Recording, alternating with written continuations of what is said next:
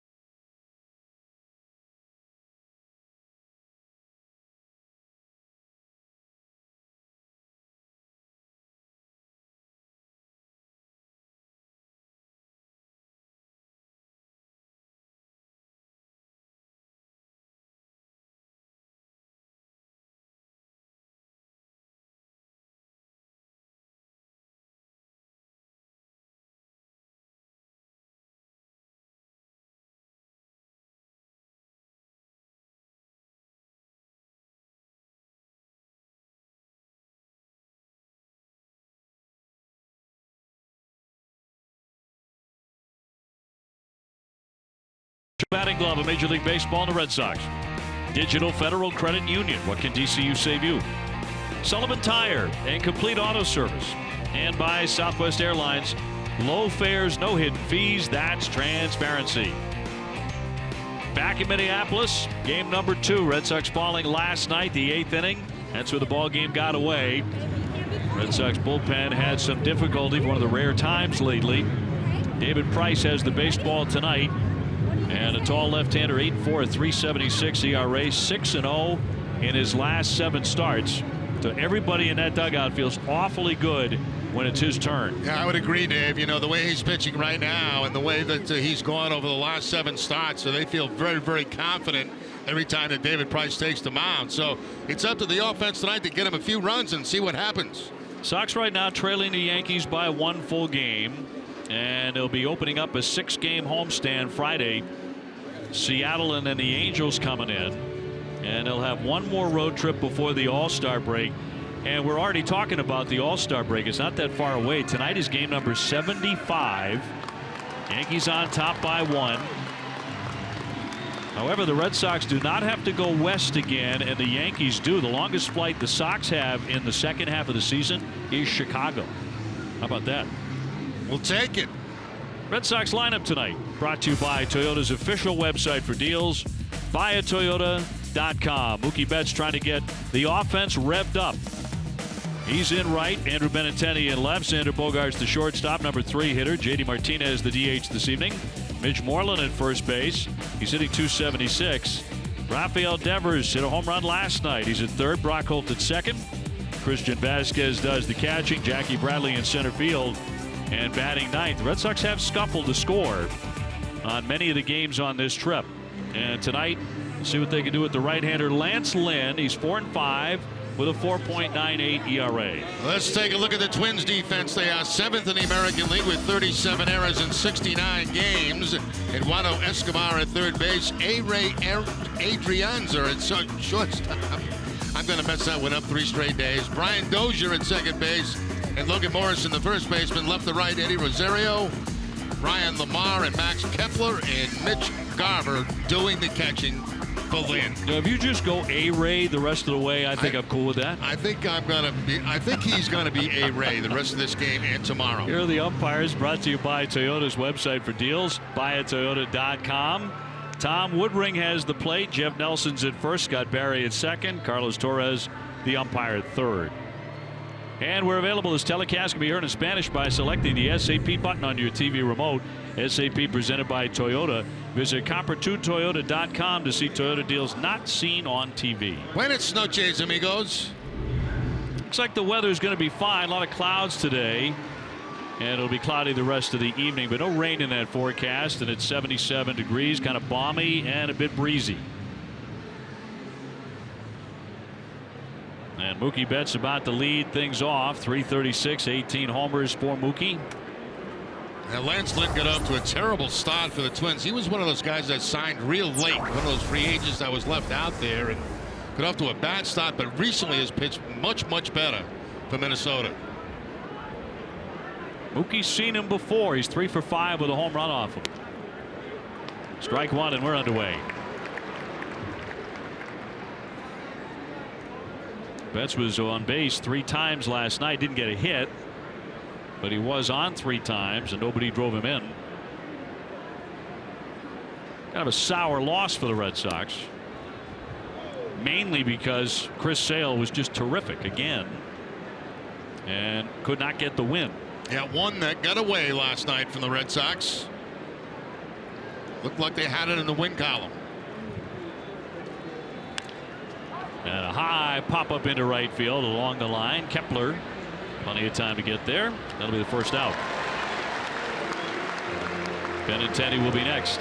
And we talked about Betts in the open, you know, a guy that the Red Sox really got to get going again. I mean, you know, he was at this tremendous clip and then got hurt, and then things have not been the same since he back off the disabled list, and really this whole offense really generates around him. And Mookie with just 1 RBI on the trip. And 5 for 28, so he's been chilly. Benintendi 295 with 12 homers, 47 RBI. 0 for 4 last night. It was a game that, from a Red Sox point of view, had a lot of issues, but everyone's still talking about the Jackie Bradley throw on the double play. Everybody but Jackie, incidentally, which they clocked at over 103 miles per hour, 103.4 to home plate. Such a long throw, it got up in the jet stream, and that's what caused it to go up to over 100 miles an hour. A whale of a throw and a double play. Shattered back, ground ball. Rianza on the move and throws on to get him. Back to that play in the 8th inning. Yeah, it's just one of the best throws you'll see to home plate. I mean, it's so deep. Look at him going back for this. Then he starts to come in, get momentum going toward home plate, and an absolute strike to Sammy Leone. Applies the tag, and the out call is made. Now, in New York, Jerry, they looked at it, obviously, because it was very close play at the plate, but they also looked at the possibility of Leone blocking the plate. Right. They decided that was not the case. Jackie said later, I don't care about the throw. He was upset about the error that was charged to him in the 8th inning, which they have now reversed, and they've taken the error away. They've made it a double for Escobar. Here's Xander Bogaerts. See a lot of fastballs tonight from Lynn. You know, he'll be 91, 92, 93 up in that area. He'll sink it a little bit. Occasional breaking ball. Not too many changeups. Line drive, and that's going to be fair down into the corner. That's going to keep on rolling. Scooped up by Kepler into second base, romping in with a double. Xander Bogaerts going to the opposite field very nicely. Yeah, Bogaerts had been 0 for 8 against Lynn in his career, but picks up that double. Nice hitting right here. He gets a pitch that's away from him and just takes it down to the opposite field for the base hit. Location of that pitch to the outside part of the plate, and some pretty good hitting right there. Very good hitting by Xander Bogaerts. So Martinez with an RBI chance. JD 317, 22 homers. He's driven in 55. Red Sox trying to jump on Lynn, who they saw in the 2013 World Series when he was pitching then with the St. Louis Cardinals. In fact, the Sox beat him in Game 4. Been a quiet trip in a lot of ways for JD. He has only one home run. He's driven in just one run. His numbers still very, very good across the board.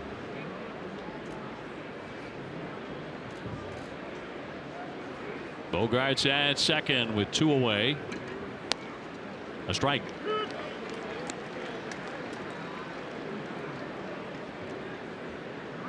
It's interesting you mentioned that Lynn loves the fastball. So many fastballs from him. That was true of that Cardinal staff in that World Series as well. Remember? Yep, very good fastballs. A lot of them. All of them. They all seem to throw hard. And David Ortiz hit every one of them.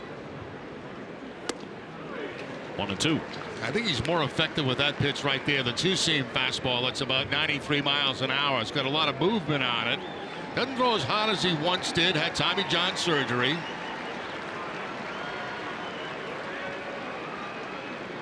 And missed all of 2016 coming back from Tommy John. He's a little bit bigger version too from the Lance Lynn of a few years ago. 1-2. Slicer foul. That's very polite of you, Dave, to say that. But he does. His body makeup is much different than it was. Oh, so is mine. When he was with the St. Louis Cardinals. Yeah, he was a little more slender back then. Orland on deck.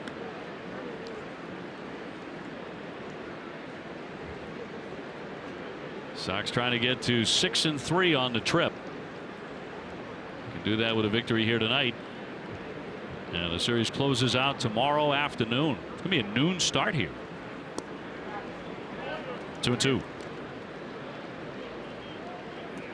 And then finally coming home after an 11-day trip. Rick Porcello gets a start tomorrow for the Red Sox in the final game of this road trip.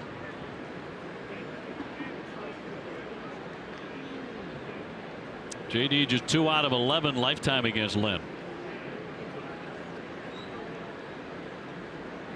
And a 2-2. He puts him away, and that'll do it. Red Sox will strand a runner at second base.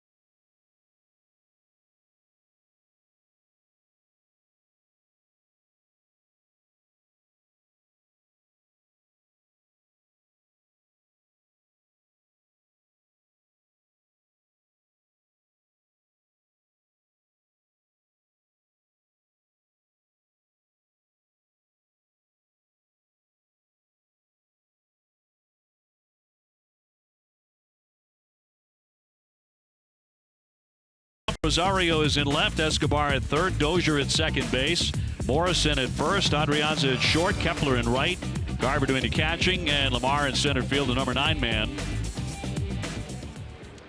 Against the Red Sox starter, presented by New England Audi Dealers, David Price, 8-4, 6-0 in his last 7 starts. And he's always had good success also against the Minnesota Twins.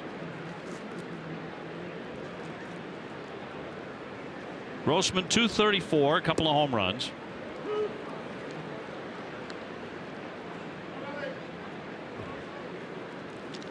Price coming off a win at Seattle. Really one of his best outings of the year, as he went 7, 5 hits, 1 run, didn't walk anybody, struck out 7. Hey, happy birthday to our man Justin Long, manager, media relations, and baseball information for the Red Sox. He's 11 today. He's a prodigy. No, he's 34 today. Happy birthday, Justin. So he does have his license. Some might debate that. That is inside on Grossman. He's on Kevin Gregg's terrific staff. Such a huge help to everybody who covers the Red Sox. Davison Perez right next to him there. 2-2.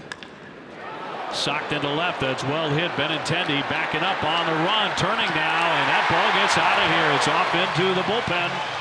Grossman with his 3rd home run of the season. 1-0 Minnesota, just like that.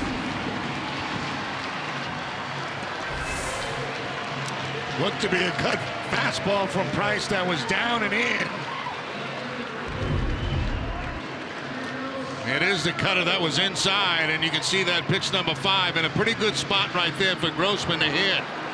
That's 5 straight games he's hitting, but more importantly, he puts the Twins up 1-0 with the home run. Well, not a guy you think of as a big-time power source. Again, just his 3rd home run, but he hit it to one of the deepest parts of this ballpark. And a quick strike for Minnesota. Here's Rosario. Certainly more power from him going up the middle. Brock Holt will fire off balance and not going to get it. It's going to be a base hit. Rosario beating out a single. The Red Sox defense is brought to you by Southwest Airlines. They are 6th in the league with 38 errors on the season. Rafael Devers will be at third base. Xander Bogaerts the shortstop. Brock Holt at second and Mitch Moeller the first baseman. Left to right, Andrew Benintendi, Jackie Bradley Jr. and Mookie Betts. And Christian Vasquez doing the catching for David Price. So first two men have reached against the lefty. That'll send up Escobar. 305 with 12 home runs. He's 3 for 6 against Price in his career, and he fouls that one away. Strike one.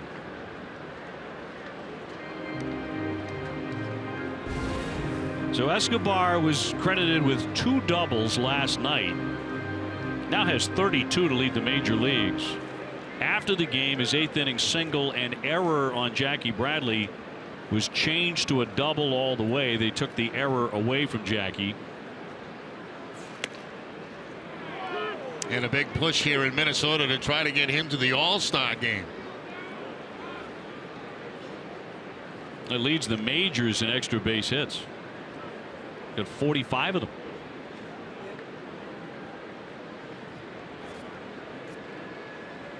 Rosario aboard at first and nobody out. Here's the 0-2. Into right field, and Betts coming on to put him away. So one gone. Dozier will be up next.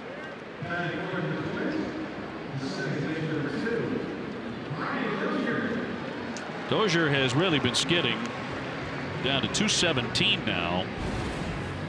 He is in a 1 for 34. He's a much better hitter than that, but he's having a rough go of it. Yeah, one thing he does have is a couple of career home runs against David Price. Not a great average, 222, but 2 home runs. Shift on the left side against Dozier. Yeah, he's really been one of the most powerful middle infielders over the last several years in all of baseball. Driven in 192 runs the last 2 years.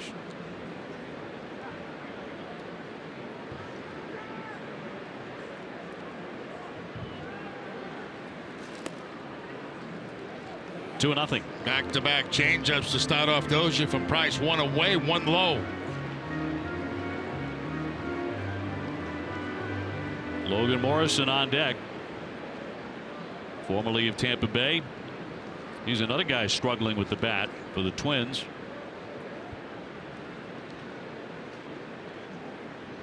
Who are managed by one of the best hitters ever in Paul Molitor. Paul Molitor was talking the other day about what he looks for in batting practice, and he said, you know, let's say a guy in BP gets 10 pitches, guy throwing 60-65 miles an hour, and if he only gets what you'd think were maybe 2 hits in a game in those 10 swings, he says that's not good. I mean, you've got to be against a guy throwing 65, you've got to be whacking the ball and dominating in batting practice. Well, the other school of thought is too, there were guys that have terrible batting practices and get into a game and go 4 for 4. Sure. I mean, it's amazing. You know, sometimes you come off the field after batting practice, you say, oh, that was horrible. And you don't have a good feeling going into the game. All of a sudden you have a couple of hits. The pitchers talk about it all the time, you know, in their bullpen sessions. Right. Exactly right. They can have off ones. He's got him picked now. Got him in a rundown. Rosario trying to get to second base. Brock Holt will chase him. And now Price is in it. And he's going to apply the tag. So a long run down, but David Price part of that to set down the base runner. Now Rosario with 6 steals on the season was going on first move that time. It took the Red Sox a while, not a picture perfect rundown. Matter of fact, that throw almost got Holt by surprise, but it's David Price who will end up making the tag as Rosario goes down to the ground. 1-3-4-1. Not every day you see the pitcher get involved in one of those. Yeah, especially well at first base you have to. You got to get over there and cover for the first baseman. So 2 down. Here comes the 3-1 to Dozier. And that fills up the count. And Dozier was taking off his leg guard, his shin guard. He thought that was going to be ball 4. And he very quietly puts it back on. Thought that ball was away. Off it comes. Nope. What? Strike? Okay, I'll put it back on. Not going to say anything. He caught a lot of the plate.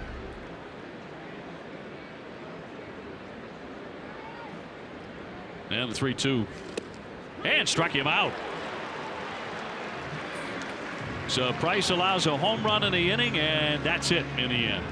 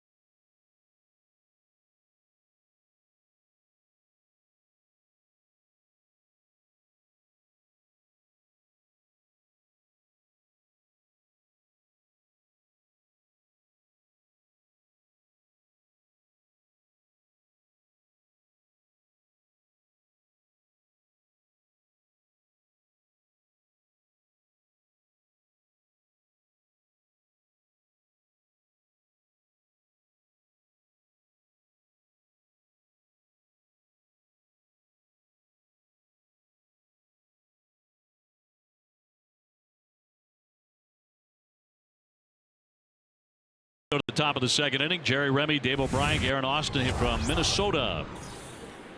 Mitch Moreland will lead things off against Lynn. Moreland's already had a good day. His batting average is up 5 points from the time he woke up this morning until this moment, because they changed an official scoring decision from Seattle to give him a hit and also added an RBI, so he now has 34 and he's hitting .281. That's living right. That's not bad before you get to the ballpark. 1 for 4 last night. Now you tack out a couple more tonight. You're talking. There were a couple of different scoring changes from Seattle from the third game of that series. Here's the 0-2. Devers on deck, and then Brockholt. It's been a decent trip for the Sox at 5-3, but they have not scored that much. In 4 of the 8 games, they've scored 2, 2, 0, and 2 runs. So some are speculating the Red Sox may need to add another bat. What do you think? Well, I think, the bottom of the lineup has to start doing something more than what they're doing. We got Holton there tonight at second base. He's batting .300 coming into the game. You need more out of Vasquez, obviously. You need more out of Bradley, obviously, at the bottom of the lineup.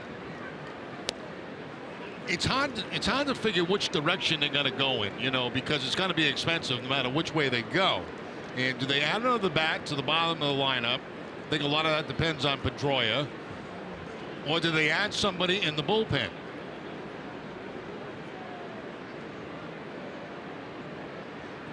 .3-2 on the way. Hammered foul.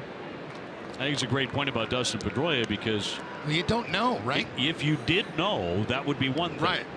If you did know that, say he's coming back July sometime. You say, well, okay, we're all set for the rest of the year at that position. Right. But you don't know that. Right. If you said, like, right after the All-Star break, he'd be ready to go, or at least go on a rehab assignment. And you've got a guy who can get in there and potentially hit .300 for you and drive in runs, and that probably solves a lot of that issue. That'll be ball 4, so Moreland is on. On the other hand, the Red Sox with what they have, are number 2 in the American League in runs. They're number 2 in home runs. They're number 2 in batting average. Yeah, I really think, and I honestly believe this, that, you know, and this is not genius stuff, but I mean, Mookie Betts, he's got to get back to hitting somewhere close to what he was hitting before, because it just filters right down through the lineup when he's swinging the bat well. And he will. There's no question that he's going to do that again. It's just getting his timing completely back. Interested to see if Dave Dombrowski looks at it that way, or does he want to add some more offense? Devers now hitting .239. Hit his 12th home run last night, gave the Red Sox a 1-0 lead, and added a single, so he went 2 for 4.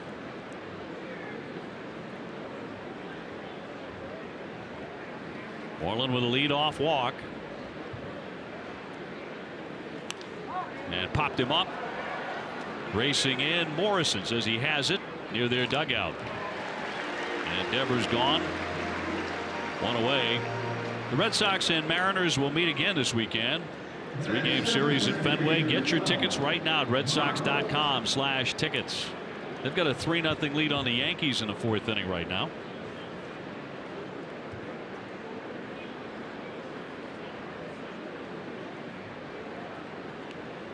Brock Holt hitting right at 300 with a homer and 16 runs batted in.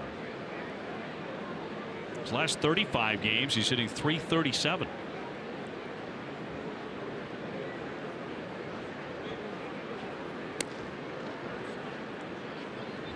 Play him in tight at third base, does Escobar, and of course they're shortened up in the middle infield to try to get a double play. It was early in last night's game. The Red Sox had plenty of decent scoring chances, plenty of opportunities to get a couple of runs for Chris Sale, but they were frustrated. Well, sometimes you get in situations where, you know, it's not the nature of the game anymore, but you got to play a little bit of that small ball. You know, maybe try some hit and run, try to get some movement on the bases, try to create some offense. Maybe the Red Sox are at that point. I'd kind of like to see that myself, wouldn't you? I would, yes, especially when you're working toward the bottom of the lineup. 2-0. Goes counter to a lot of thinking about offense in baseball these days, but watching that Seattle club, they did a little bit of that. Yes, they did. That's an excellent point. They did a little bit of everything.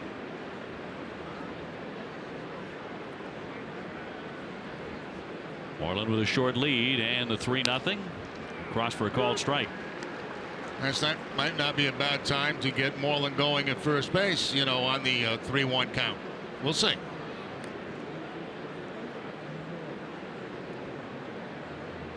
We saw Joe Mauer try and drop down a bunt last night. He paid for that with a pitch right to the chest. 3-1.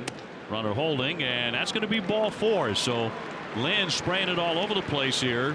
First and second. That's one thing the Red Sox have to take advantage of tonight. Now, he's had control problems. He's walked a lot of guys. Not as many recently as the beginning of the season, but he's given a lot of gifts with the base on balls.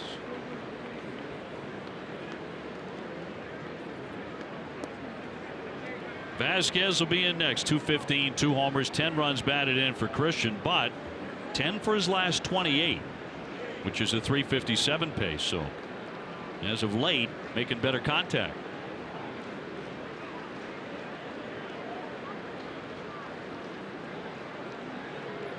One down and 2 men aboard. 1-0 Minnesota on a home run.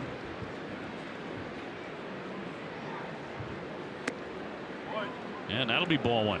Not a bad pitch right at the top strike zone, and I think Lynn wanted that pretty bad. Look at the numbers this season. 0-5 the first 5 games. 8.37 ERA. They took the loss last time out to Detroit, but he struck out 9, walking only 1 in 7 innings. He's already walked more than that in this inning. With Moreland and Holt on ball 4. That's the other thing too. You know, we talk about hit and run, stuff like that. You know, you got to pick the right pitches too, because if you don't have a guy that throws a lot of strikes, it's a hard play to put on.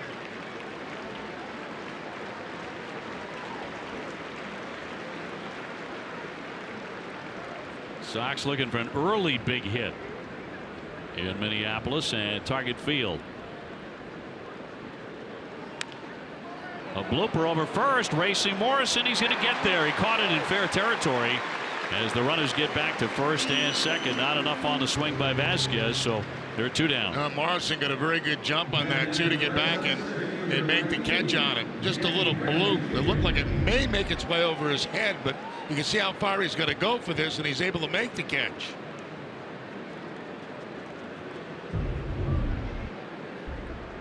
So Jackie Bradley now checking in at 182 with 4 home runs.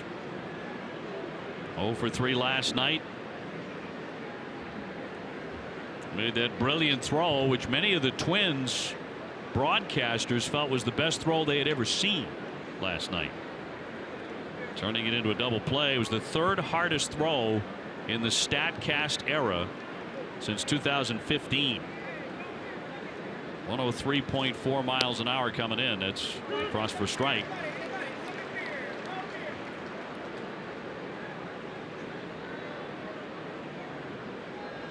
Mookie Betts on deck. 2 on and 2 out.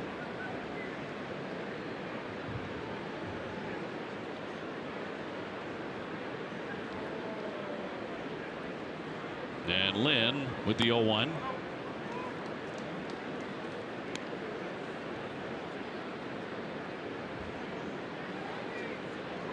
Red Sox beat Lynn and the St. Louis Cardinals game 4 of the 2013 World Series. They beat him 4-2. Red Sox tied up the series in that game in St. Louis at 2 apiece.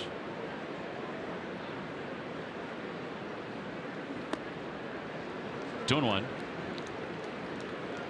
Don't miss day baseball as the Red Sox wrap up this 3-game series against the Twins tomorrow afternoon. Whether you're stuck in the office or on the go, you can now stream any NESN Red Sox game at NESN.com or on NESN Go app.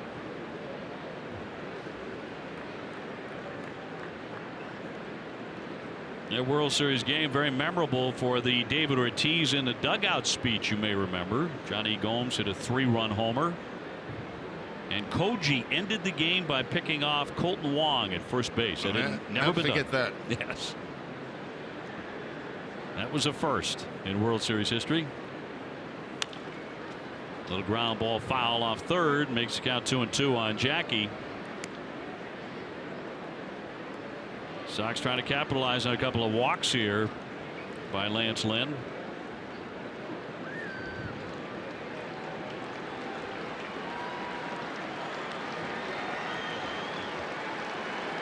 Two and 2, 2 on, 2 out.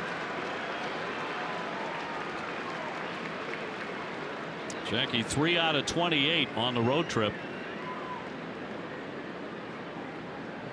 Try to come through early.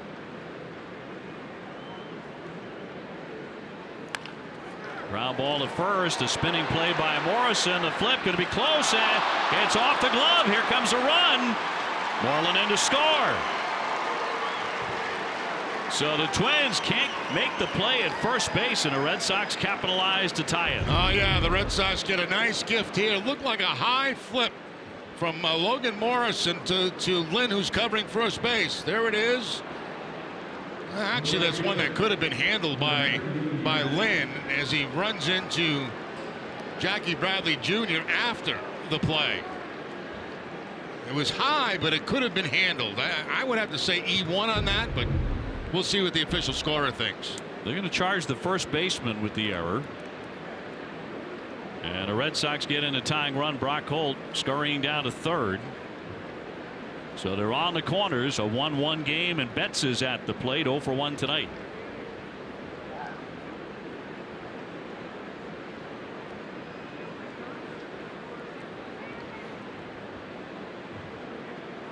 Mookie 3 for 6 with a home run against this right-hander. He's been held to 1 RBI on the trip so far, and he'll look at strike 1. Little cut fastball that time. First time he's thrown a cutter here tonight.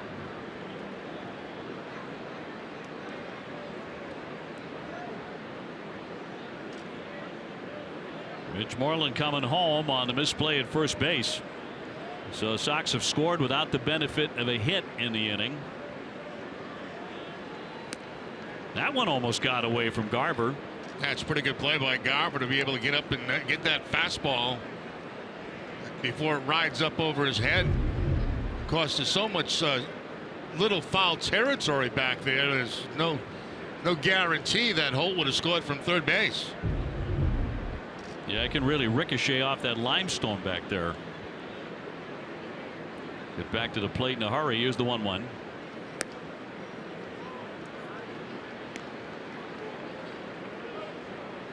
Lance Lynn has been out there for a long time in this inning. He walked Moreland, who has scored. He walked Brock Holt. He has thrown 25 pitches and counting in this inning.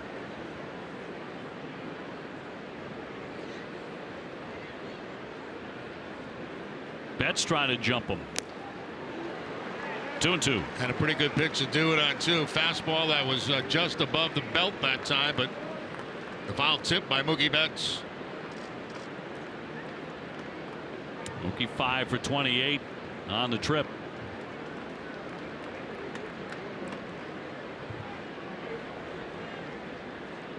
Brock Holt go ahead run at third base. There goes Bradley, and it's fouled back.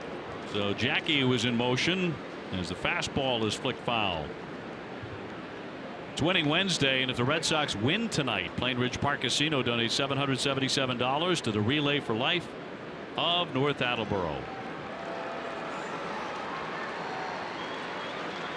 The Red Sox have made this guy work.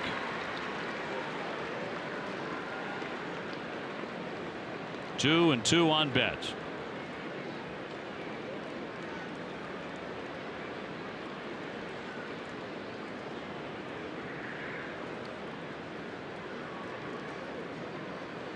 Will he see another fastball? Fouled back. He did.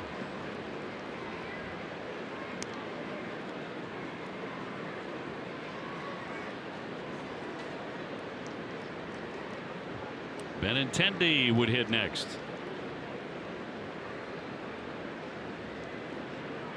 Lynn with a very deliberate tempo in situations like this. But this largely a mess of his own making. So he wants to go to a slider. Bradley takes off again. It's way outside. Here's the throw back to third. Brock Holt caught in a rundown. Garver running, throwing back in the tag, and he is out at third base. We'll see if the Red Sox challenge that at all. They were thinking about it. Jackie Bradley was calling Holt safe from his position, but Red Sox have not determined if they're going to challenge it yet. Hell, they do throw through on this. No, they don't throw through, excuse me, and they got Holt about halfway down that line, so they were planning on that throw going through, and it did never happen. No challenge. He's out at third. Inning over.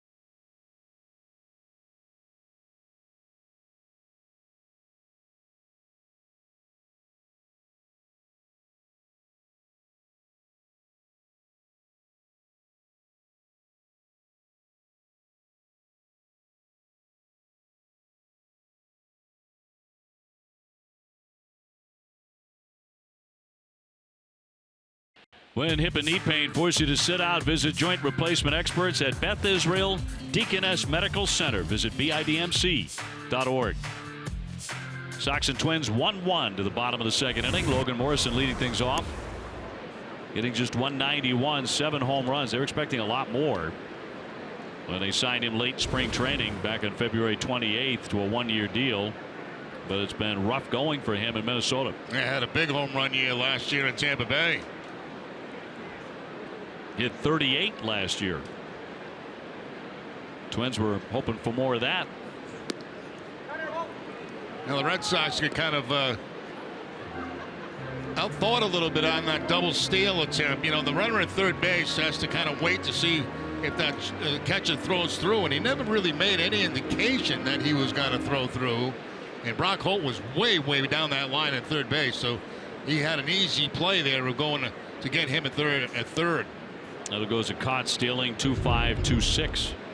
You see the jump by Bradley. They were not going to throw through, and the reason I say that is because none of the middle infielders moved to the bag. So their play all the time was this, to make sure that Holt does not score. You didn't see one middle infielder go to cover second base, so they weren't covering the bag. They were not throwing through.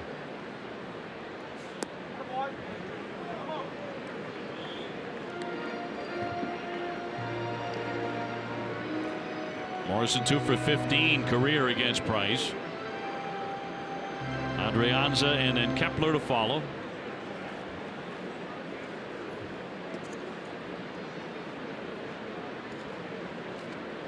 Price fan Dozier looking to end the first inning. Popped into right field. Here comes Mookie charging on to make the play. Morrison gone. One away. Let's go down to Garrett Austin. Thanks, Obie. Well, David Price had a long media session with reporters yesterday, and they discussed a variety of things, including some of the adjustments that Price has made in these past few starts. But when the subject of the All-Star game came up, Price made it pretty clear that he didn't want to pitch in it, but he said the one person who deserves to be there is Mitch Moreland. Price said everybody's been talking about Mookie Betts and JD Martinez, but he said Moreland has been having a great season. He's done a terrific job for them at first base, and he needs to go. Guys, Price said that he's not on social media, so it's up to the reporters and the fans to get a hashtag going to get Mitch to Washington. Okay, Garrett, thank you very much. And right now he is second in All-Star game voting at his position for the American League at 472,000. Betts and JD Martinez are first at their positions. In Martinez's case at DH. That just goes to show you the respect that the Red Sox have for Mitch Moreland over at first base. You know what he does for a ball club, but not only on the field, but in the clubhouse.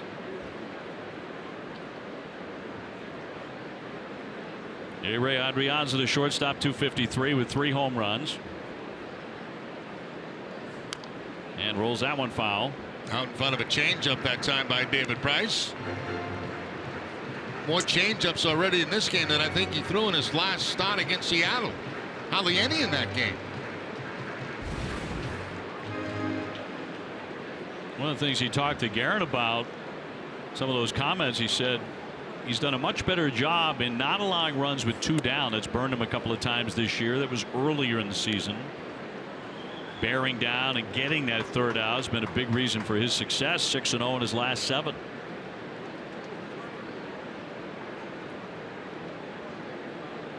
He's gone to 2-2 on the shortstop. 1 out. Broken bat. Liner softly hit, but through the hole for a single.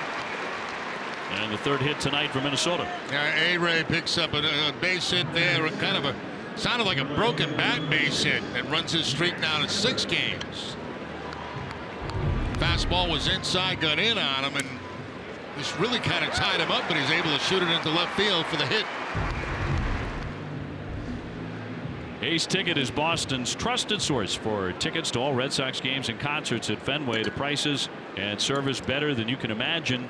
Go to aceticket.com right now. Here's Max Kepler, the German-born outfielder. 225 with 7 home runs. He attended John F. Kennedy School in Berlin, Germany.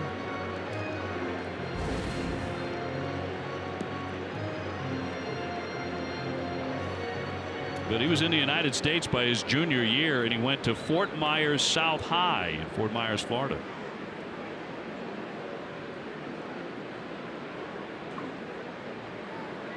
Runner on and one down. Socked up the middle. That's exactly where Bogaerts is for the catch. Back to first, and not in time. That one's scalded by Kepler, but for an out. Yeah, Bogaerts positioned perfectly for that line drive. Did not even have to move. Watch him take his position to get ready, and he just doesn't even have to move. Just crouch down a little bit to catch the liner. Thinking about the double play, but not in time. So 2 gone for Mitch Garver, the catcher. 223 with a couple of home runs. Tied up 1-1.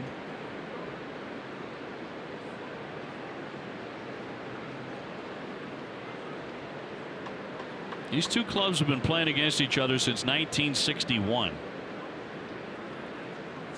The all-time series after last night is now dead even. Yeah, that is pretty incredible. You mentioned that before, and it's hard to believe you can play that many games and be dead even. And what about spring training? We play them all the time. Yes, I think that's a dead heat too. 309 to 309 all time. Shot backing up. It's Holt to make the play. That one off the end of the bat by Garver, and the side is retired. 1 man left.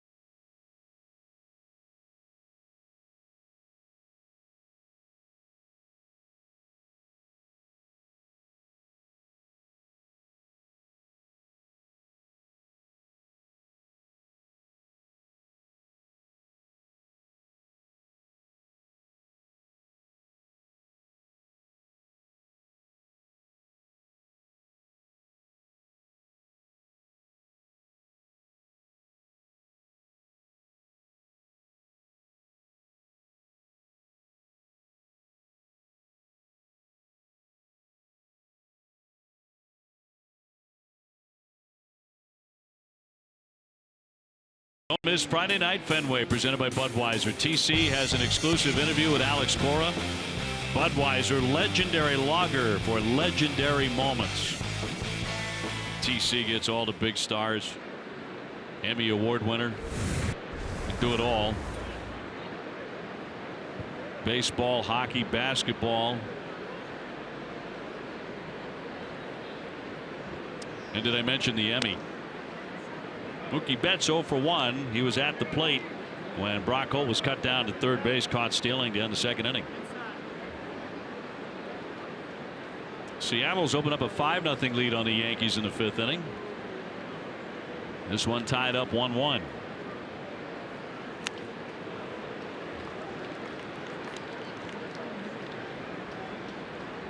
Well, with his injury and the games he missed and a cool restart for Mookie Betts, the batting lead now belongs to Jose Altuve, who has now also jumped over Betts for the overall All-Star vote.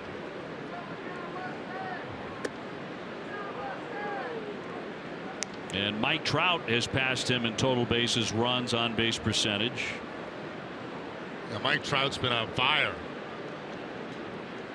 We'll see him at Fenway on the upcoming homestand right after Seattle. As the Angels come calling. Ground ball and a dive and a miss by Escobar, through for a base hit. So Mookie Betts is on with a single. Little rollover ground ball that time by Mookie. The ball seemed to be a bit away from him, and he kind of rolled those wrists over on it to hook it and get it by the drive of the third baseman Escobar. So leadoff man on here in the third for the Red Sox, and plenty of speed at first base and plenty of power coming to the plate. Benintendi with 12 home runs. 5 have come in the month of June. 0 for 1 tonight. He's grounded to short.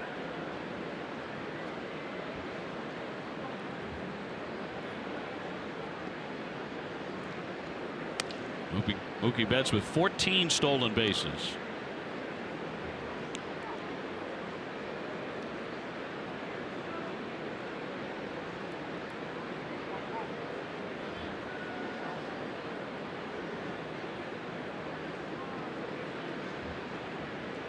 There he goes. Little ground ball to third base. Escobar gathers that, and out at first base, down to second is Betts with 1 gone. Premium flex plans are on sale right now. Those include matchups with the Yankees and summer weekend games. Some of the best seat locations at Fenway. For more, go to redsox.com/premium flex.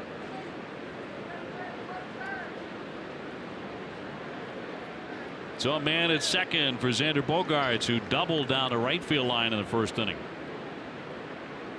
He likes to swing the bat against the Minnesota Twins. .381 lifetime against them. And that was before the double.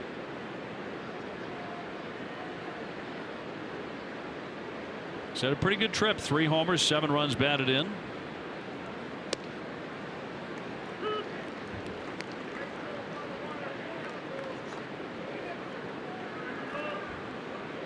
Double to right in the first inning. First hit he's had against Lynn. He's now 1 for 9 off the righty. Sox trying to get on top here in the third inning.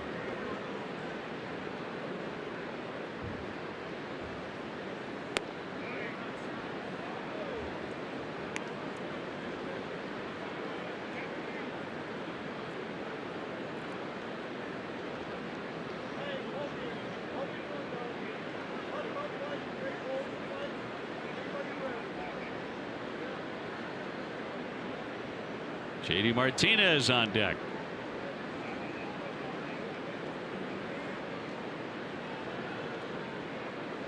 Betts off the bag at second. Here's the 1-1. Trying to run that fastball, that 2-seam fastball down and in against Bogaerts. When he got the first one away in his first at bat, that's when he took it down in the opposite field for the double.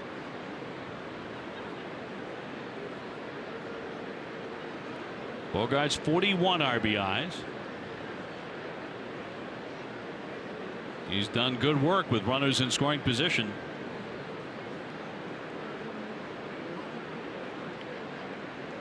And getting time here from Tom Woodring, who is one of the younger umpires.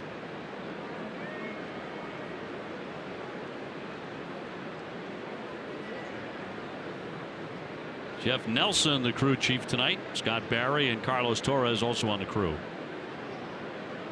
Torres had home plate last night. He had a challenging evening, the 2-1. That'll miss for ball 3.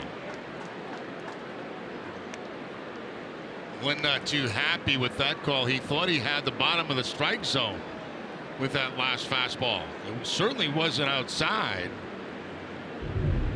Take a look at the last pitch. Pitch number 4. I mean, it's the way the catcher caught the ball that made it look like it was a bad pitch.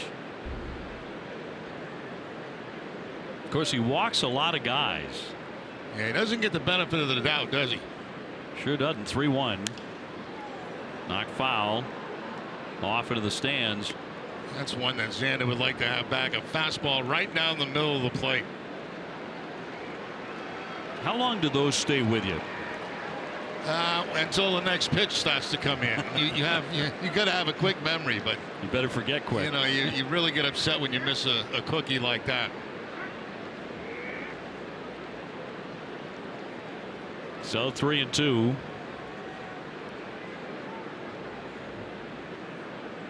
I wonder if some guys see those in their dreams later on.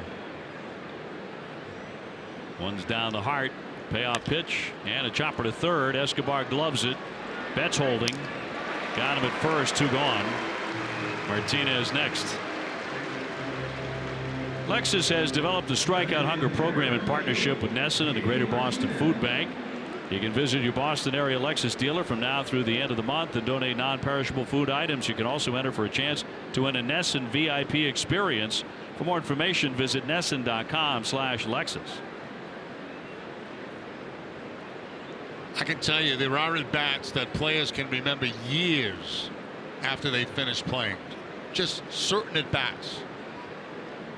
And usually they don't go in the direction that the player wanted them to. 2 down. There's a trickler. Swing and bunt. That's going to roll foul. You guys all have incredible memories about pitches you hit, against who, in which situation.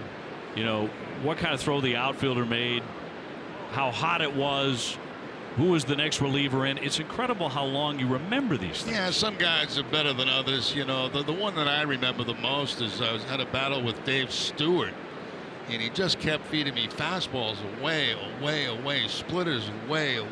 This went on for a number of foul balls, and you know, and I got so conscious of thinking of the ball away, he made me think about that all the time. And we must have had, it could have been a 13-14 pitch at bat. And then he buzzes a fastball inside. I had no chance. I just looked at it. And to this day, I can see that fastball coming. What year would that have been? Oh, he was with Texas at that time. 2 down, a man at second. 1 ball and 1 strike on JD. As before he went out to the Oakland Athletics and had, you know, the great success he had out there. Oh, he was a monster out there. Yep. Some really good clubs.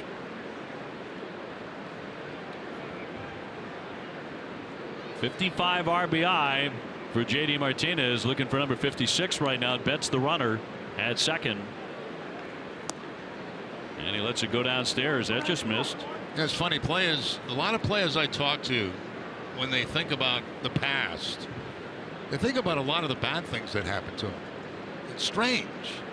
You know, it's really strange, like things that they should have done or it could have happened in this situation.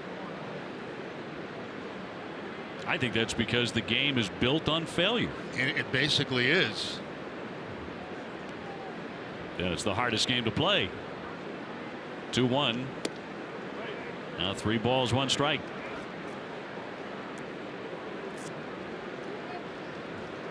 Martinez, pretty good night last night, 2 for 5.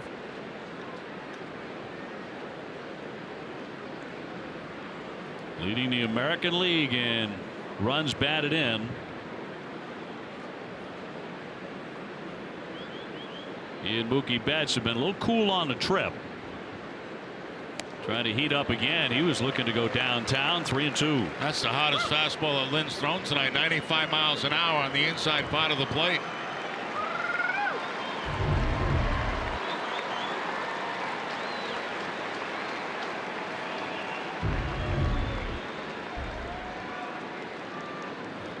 Moreland, the on-deck hitter. 2 down and a full count.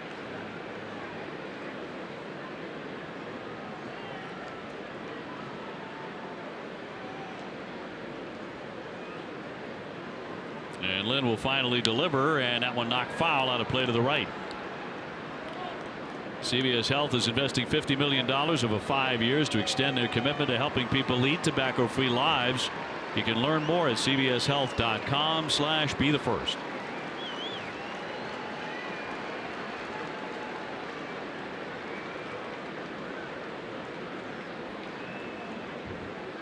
Lynn's probably taken 30 seconds between pitches. Yeah, this is a dreadful pace.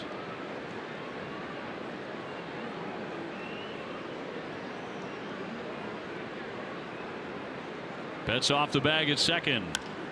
And a little topper here. Adrianza will fire on to get him, and that's all. The Red Sox strand a man.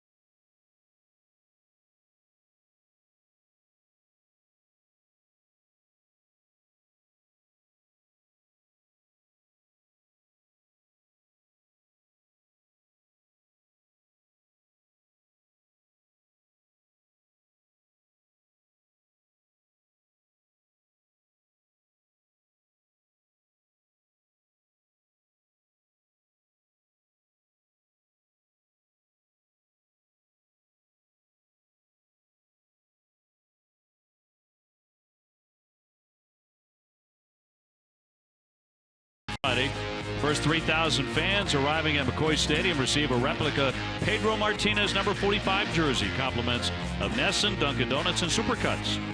Go to BOSAT.com to buy your tickets and get more information. Last half of the third, Price back at it.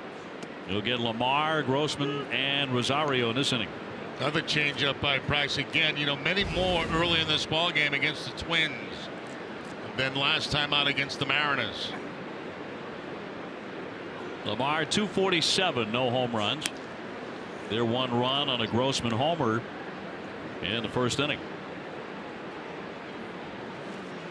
Did you see what happened with the Philly Fanatic on Monday? I did not. You know how he has that air gun that fires hot dogs in the crowd? Yeah. Well, he struck a lady who was not anticipating the hot dog coming in the direction of her head, caught her right in the eye, and gave her a black eye and everything. I guess they duct tape those hot dogs so they won't fly apart when they come out of that air gun. You think that's? I don't think that's too bright. Been doing it for years and years, and this is the first time anyone's ever gotten hurt. She's not going to press charges or anything. She's not going to sue it, anything like that. She actually said, if other people get a bit of a chuckle out of it, then that's okay with me. She was awfully sweet about it. She's very rare because there'd be a lot of people running to a lawyer. No question. I think the Phillies called to apologize, and they offered her tickets to a future game. Maybe one location where the hot dogs can't reach. Yeah, maybe way in the upper deck. She was awfully sweet about it. She said, it came in hard too. Caught me pretty good. 3-2 the count on Lamar. He's very funny, very talented mascot. One of the very best, but I wonder if they'll put that away. That gizmo.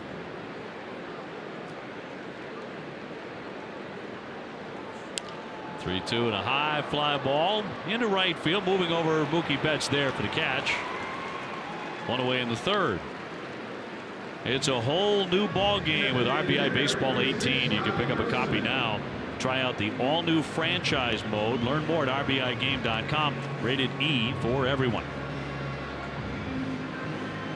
So Price gets his first man. Now the guy homered off him in the first inning, Grossman.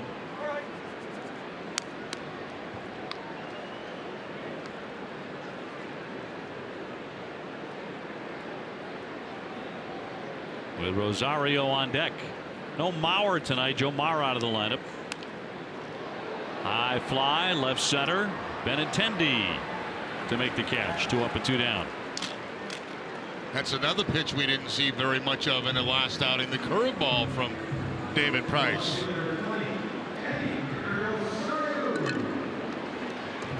Tune in to Ness's news coverage tonight to find out the winners of the NHL awards in Las Vegas. Ness's news coverage of the NHL awards is brought to you by Cross Insurance, where security meets strength. Rosario beat out an infield hit first inning, so he's 1 for 1. Houston Astros finally lost the game last night. If you missed that, Tampa Bay beat them. So they have 49 wins, just like the Red Sox do, the top 2 winners in all of baseball, although the Astros have 1 more loss than the Sox do. And the Astros are down 1-0 4th inning tonight. And they could not be any hotter.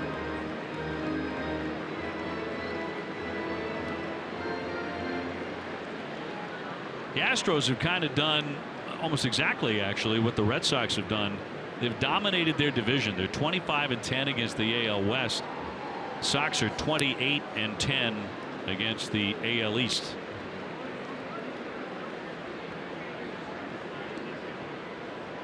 Sox played a lot more games inside the division than the Yankees have.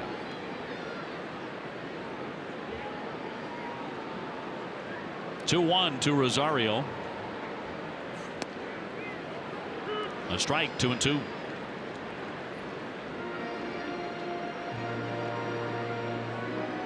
The left-hander with 1 strikeout so far. Escobar on deck. You'd prefer to leave him there. He might be their hottest hitter. Here's the 2-2. Stroked into right field down the line. Fair ball. That's going to keep on bouncing. Rosario, pretty good wheels, taking off for second. He wants third base. The throw's not going to get him. It's going to be cut. He is standing up with a triple.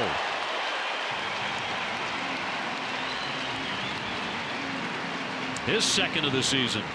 That's exactly what Price was talking about, you know, putting away the inning, 2 outs, and he leaves a fastball inside, and Rosario just hooks it right down in the corner.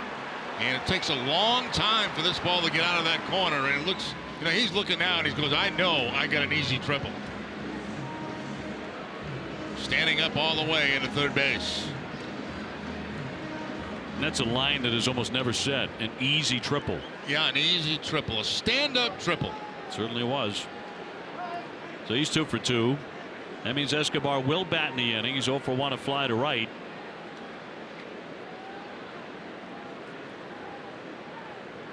Looks like he is going to blow right by the club record for doubles, which is 47. He's at 32 right now.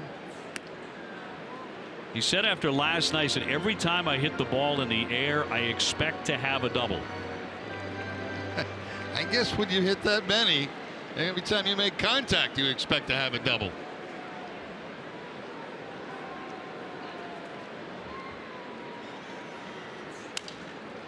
Ground ball this time, and picked up finally by Price. A lob on to get him and retire the side. 1 man stranded at third.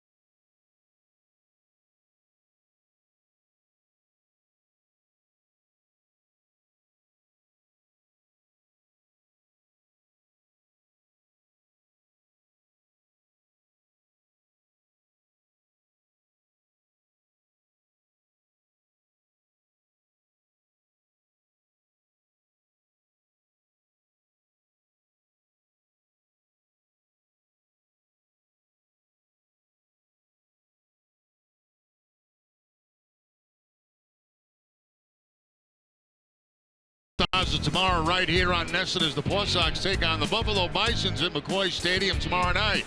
That's tomorrow night at 6 right here on Nesson. To the fourth, tied up 1-1 in Minnesota. Moreland will lead things off. Then it's Devers and Holt against Lance Lynn. Mitch has scored the only run after leading off in the second inning by taking ball 4. He is 1 for 5 in his career against Lynn. Been a while since Mitch has knocked one out of the ballpark. You have to go back to June 3rd at Houston, his last home run.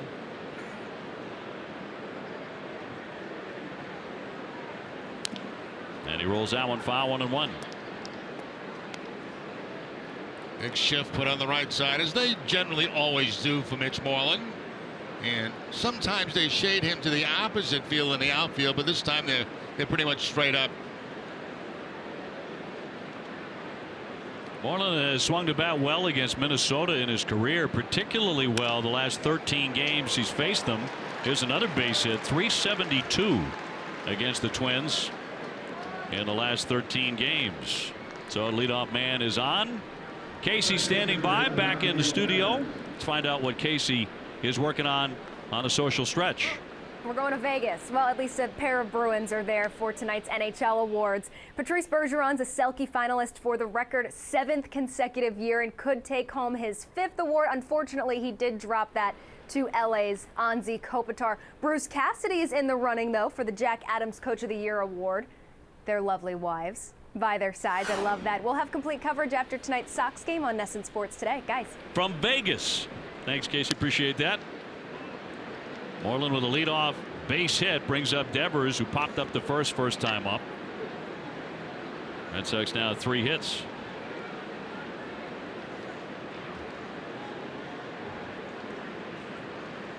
Devers with a home run last night. He's homered on every stop on this trip.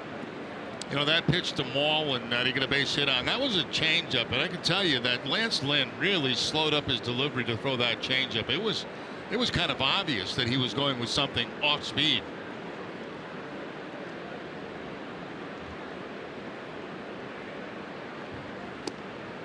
That'll be ball 3. Lynn's Little League team from Indiana reached the 1999 Little League World Series, where he said one of his favorite memories was teaching kids from other countries really bad words in English. He loved it. I mean, really bad words. Something to hang your hat on. Yeah. What he recalls from that event, and that'll be in there inside for ball 4. So Devers will reach, and it's another walk, and Lynn continues to be plagued by that. For 4 generations, KM has been locally crafting quality Franks for all you Sox fans. Pick up KM Fenway Franks at your grocer today. KM, together we grill.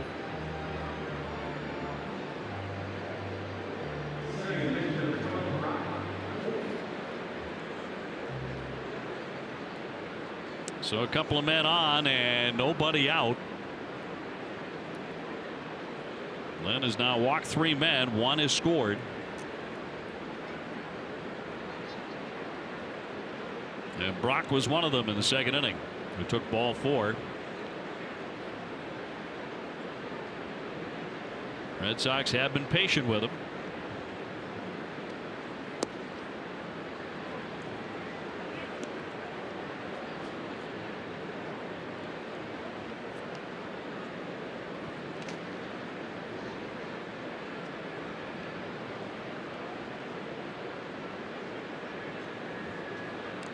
Vasquez on deck. And a burly right-hander with a 1-0. On the infield, Dozier flips to second, 1 on to first, and got him the double play. Moreland safely into third, 2 down. That's a very nice play by Dozier right there. He was a long way from second base, and then he gave that kind of a shuffle pass. As you can see right there, he got rid of the ball very, very quickly. And then A-Ray is able to turn it over from that point. But usually you'll see a guy spin and throw it, you know, side on at second base. Not that time. He just shuffled the ball over there from a long distance. Sends up Vasquez, who's 0 for 1. He's popped up.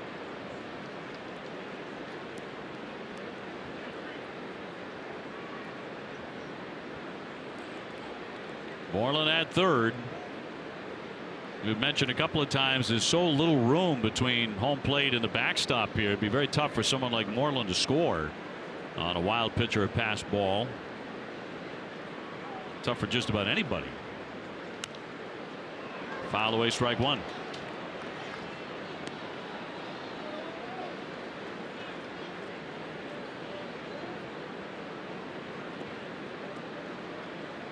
Well, the series wraps up tomorrow at 1:10 Eastern Time. Rick Porcello against right-hander Kyle Gibson. And that will end the Red Sox 10-game, 11-day road trip. And they will not have a trip of that length the rest of the season.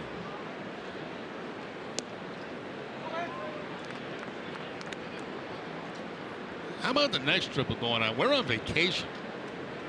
We go to New York, we do one game. We go to Washington to do 3, have an off day, and then have another off day on a Saturday in Kansas City. I mean, right. Are we really going to get paid for that? I wish you hadn't mentioned that, but the 1-1 cut on and missed. I'm intending to be, but I mean, we're bringing more casual clothes on that trip than we are suits. what do you think it's going to be, the on-field temperature in Kansas City? Oh, it could be anywhere from it could be in the mid-90s. You know, who knows this time of year in Kansas City. It used to be a lot worse when they had artificial turf there. It was horrible. Moreland at third and 2 down. Vasquez trying to deliver the run. And he swings and misses on a 96-mile-an-hour fastball. Another frustrating inning for the Red Sox.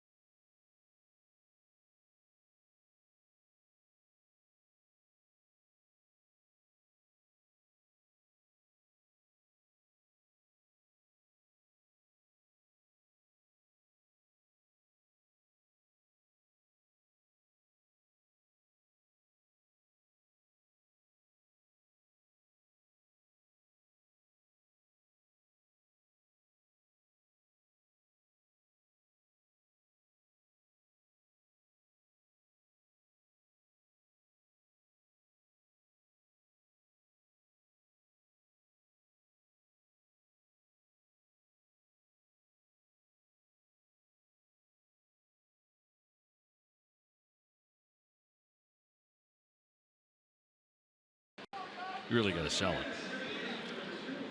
Wait till you hear this.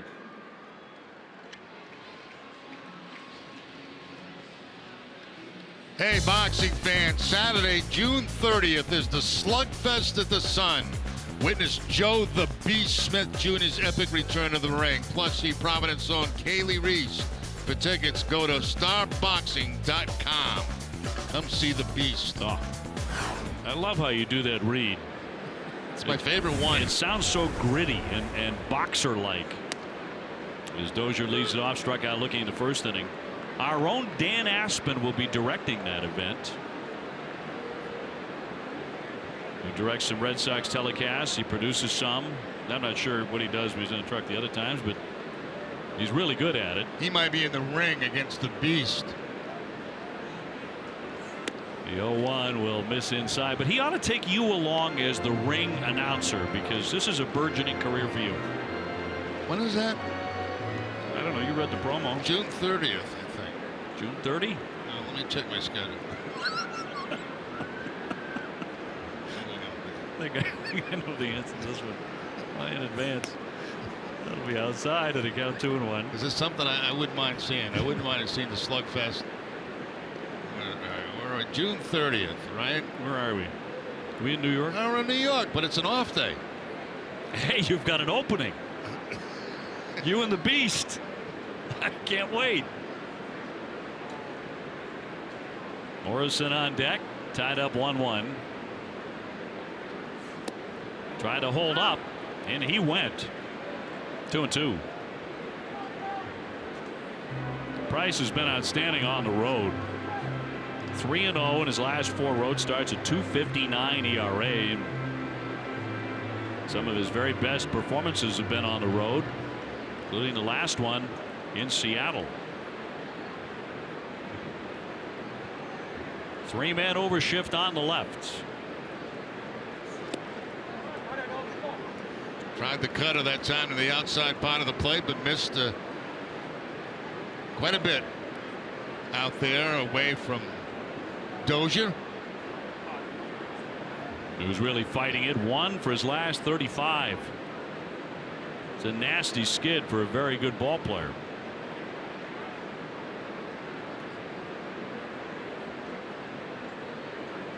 Price trying to add to his misery. Liner, he tomahawked that one. That's down into the corner. Benintendi has to dig it. Dozier to second base, taking a wide turn, but he'll head on back to second. So Dozier slamming a double to get the 4th inning underway for Minnesota. Well, he really did. He got on top of that high fastball from David Price and rocketed down that left field line. That ball was in on him too, and somehow he's able to clean it out and run it down to the 339 down in the corner. It's stuck under the fence, as you can see, and that's why he was thinking about the possibility of 3, but Benintendi got it back in quickly.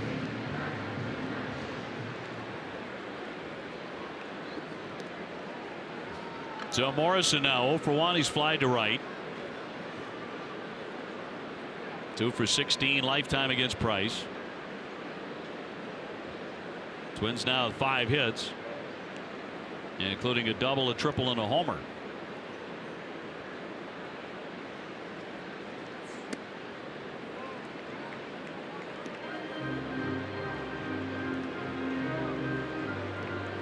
Morrison, despite the 38 home runs for Tampa Bay last year, only had 1 taker over the winter. Didn't sign until almost the end of February. 1-year deal here with the Twins.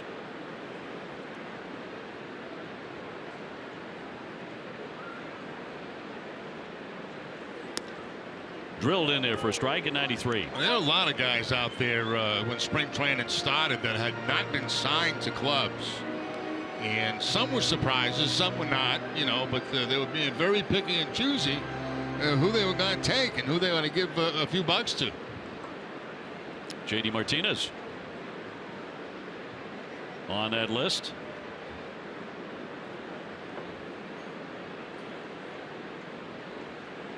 Nobody out, a man at second. 2-1.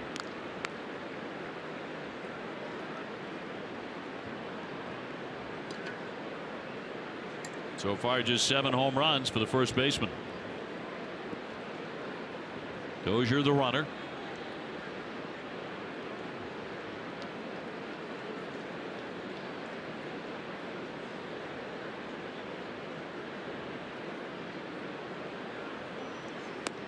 A wave and a miss. That disappeared. There's that changeup again from Price. Just a bunch of them in this game tonight.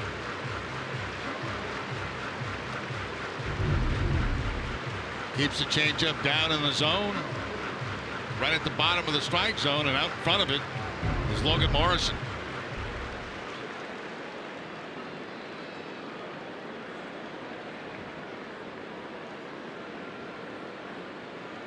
Morrison's got a little bit of JD's act when he gets inside that batter's box. Actually, JD actually does it right before he gets in, where he takes that very deep breath. before he gets set.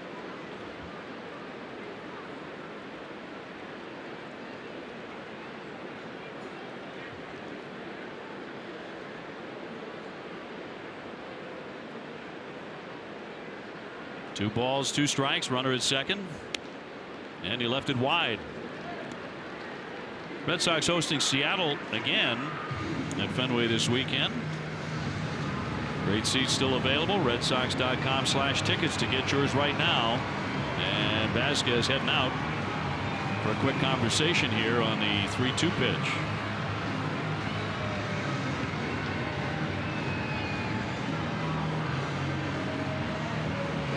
Adrianza on deck.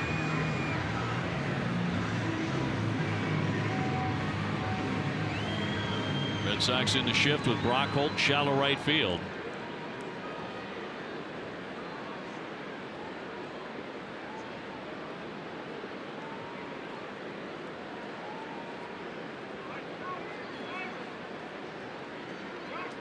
And a 3-2. And he walks him. So first and second, nobody out. He walks his first man tonight. But now Price in some trouble here in a 1-1 game. Ray Adrianza with a base hit in the second. He's 1 for 1. Switch hitter to bat righty. Red Sox not quite sure what might happen here, so they've got to kind of protect a little bit against the bunt. First and second, nobody out. Wallen in tight at first. Devers about even with the bag at third base. Good changeup again by Price. It's 14 changeups tonight, 10 of them for strikes. Almost the same numbers we were talking about with Sale and the slider last night. Yes. He had a dandy with 11 strikeouts. Red Sox just haven't been scoring for Chris. 0-1 on the way. Broken back ground ball. Devers has it down to second. Got one to turn. Back to first. Got him. Dozier into third base as the Red Sox turn 2. Yeah, just what the doctor ordered right there. Broken back ground ball to Rafael Devers. He quickly gets to the hold and it's not even close really at first base at all. There's the broken bat. Devers with the good feed to second base. You wanted him out letter high. That's exactly where he got it. And Brock Holt does the rest by turning it over. Seeing more and more second basemen now coming over the top with their throws because they don't have to worry about getting hit at second base.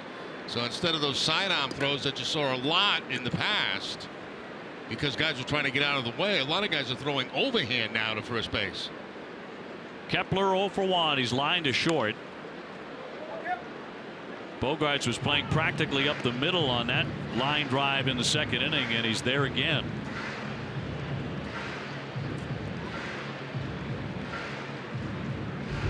Talking about Brock Holt at second base. Watch him now as he catches the ball. He knows he's not going to get hit, so he comes right over the top with the throw, and you can get more on it obviously that way than you can with a sidearm flip.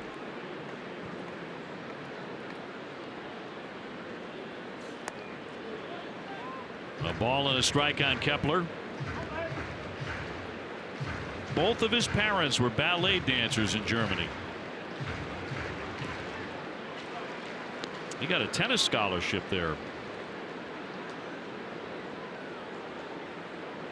And they say he's the best athlete on their ball club. Here's the 1-1. Hammered foul. Heck, my mother taught ballet for years. Years.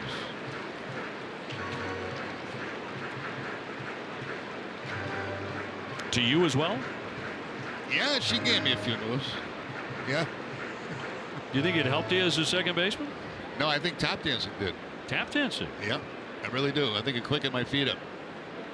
I know Dustin Pedroia has talked about tennis being instrumental in his second base place. Footwork 1-2. High fly, golfed into right. That's deep. That one way into the corner, and she's gone.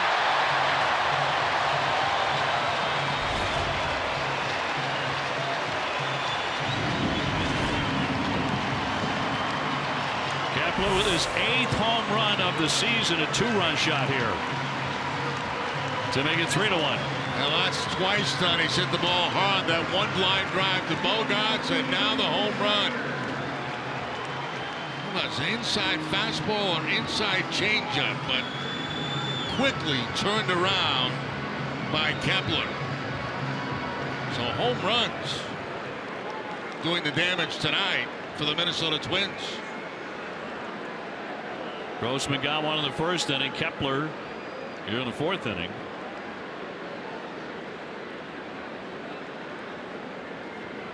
And so the Sox are trailing by 2. Here's Mitch Garver. That's one of the things that David Price was talking about. He felt he had improved in, you know, those 2-out RBIs, those 2-out home runs. But with 2 down, he gives up a blast here in the 4th inning. That one went 384 feet by Kepler.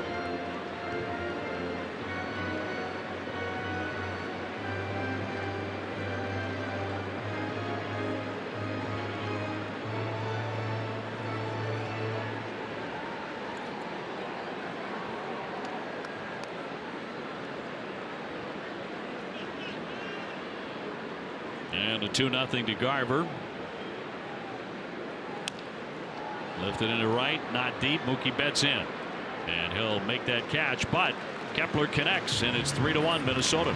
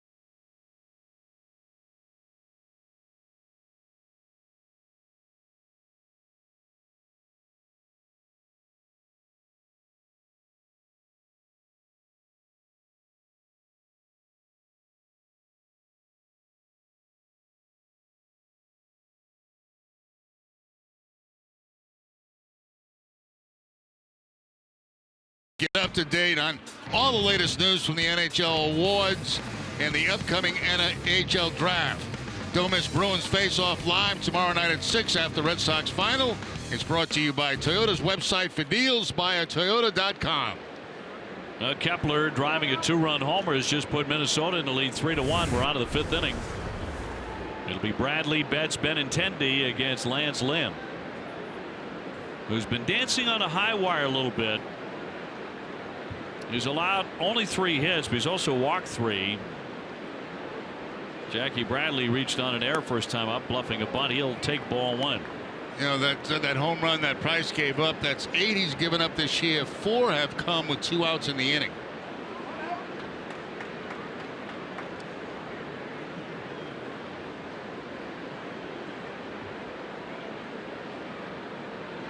And a 1-0 to Jackie Bradley.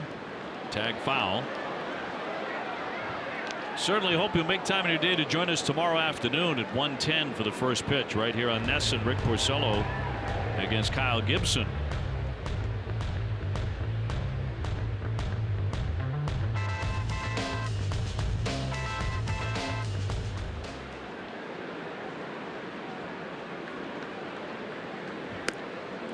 Two and one.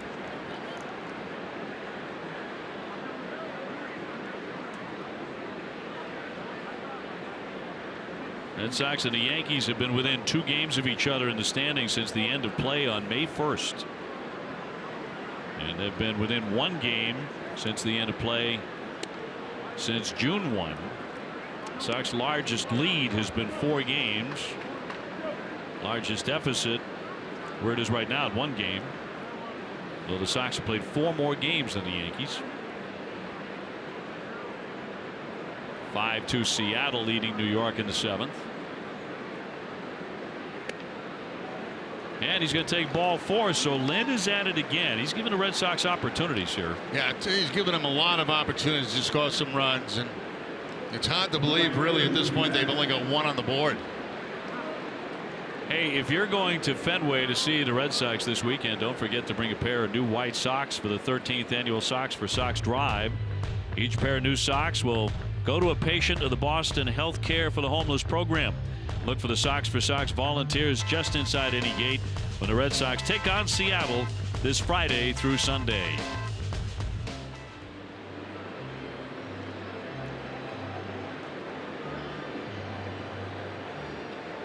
So leadoff walk. The last time that Lynn did that, it was the 2nd inning when he passed on Mitch Moreland. He came in to score. Red Sox only run so far. Now Mookie Betts. Mookie 1 for 2 with a single.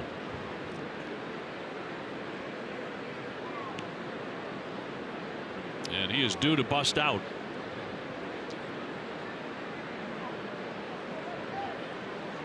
He's done well against Minnesota in his career. .321 lifetime against the Twins. Weekly hit on the ground. Dozier will gather that. One play goes to first base to get him. Down to second is Jackie Bradley. On soft contact there from Betts. Benintendi next. Andrew 0 for 2. He's grounded a short and a third tonight. 3-1 the Twins.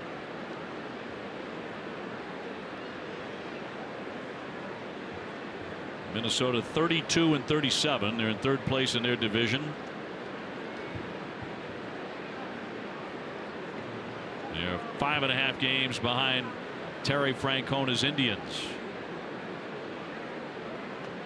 who beat up on the White Sox today 12-0.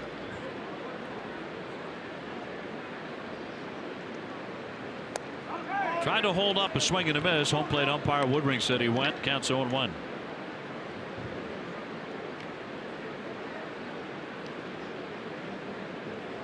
Benintendi looking for his first hit in the series, and it could drive in Jackie Bradley.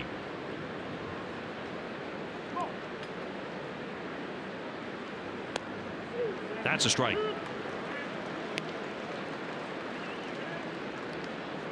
Has been right around there, 92 to 96 tonight with a fastball, and a whole lot of those. Red Sox have been a very good fastball hitting team, obviously. Yeah, mostly fastballs, 1 changeup, a couple of cutters.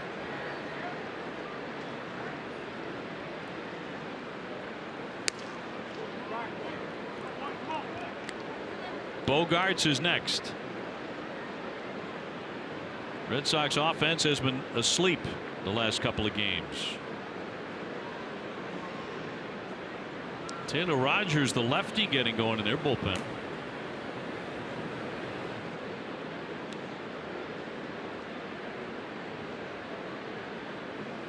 Way outside. He lost the handle on that. 2-2.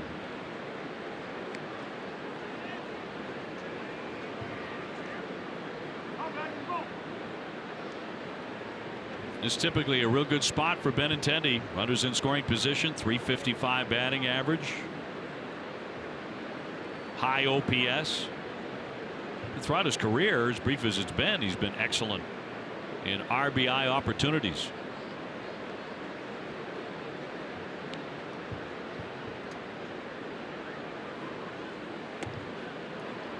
Count fills up.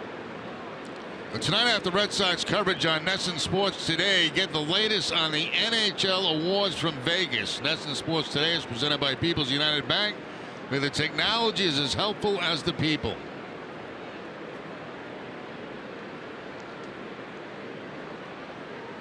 Lynn with only one strikeout tonight. He's already walked 4.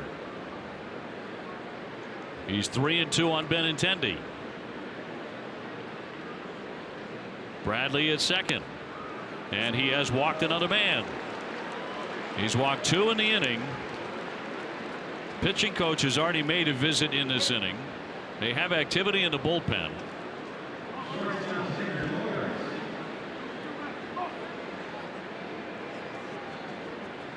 So that'll send up Xander Bogaerts. He has doubled and grounded out to third. These couple of nights here in Minneapolis, the Sox are still looking for somebody to make the Twins pay for all these base runners. Yeah, they need a big blast is what they need. Get things going.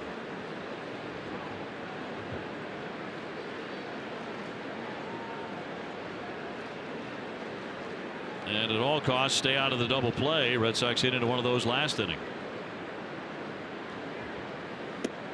In there for a strike. Red Sox left 11 men on base last night. 4 so far tonight. Lynn has been something of a Houdini in this one.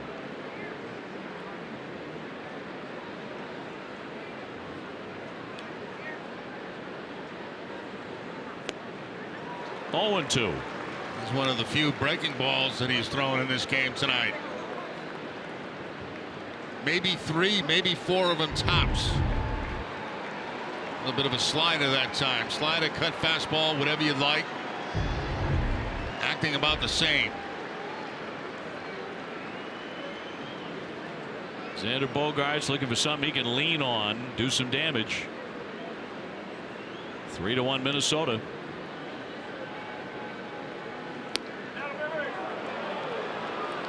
One and 2 the count. Got a pretty decent crowd here tonight. A lot of folks in the upper decks.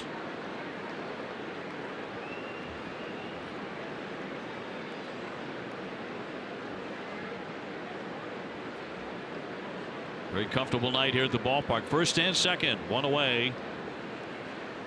And that's going to miss as well. And Lynn really wanted that one. It was off the edge, but he wanted it. Now he thought he made a perfect pitch right there, but it was a little bit inside. Not by much. But for a guy that does not throw a lot of strikes, you don't generally get those calls.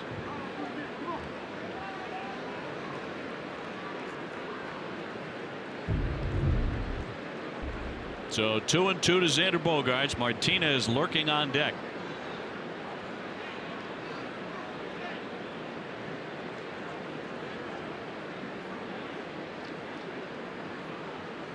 Bradley at second. Benintendi on at first. They both walked. And a 2-2.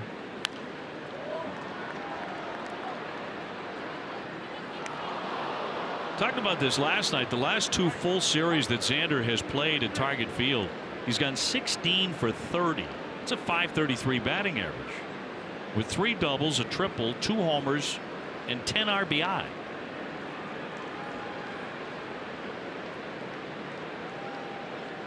Well, they need something big here to get this game turned around, get momentum changing in this game.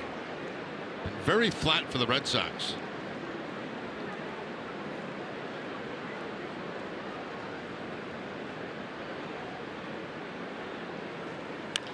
And a ground ball to third. Escobar backs up, slings it into second, got 1. That's all they get.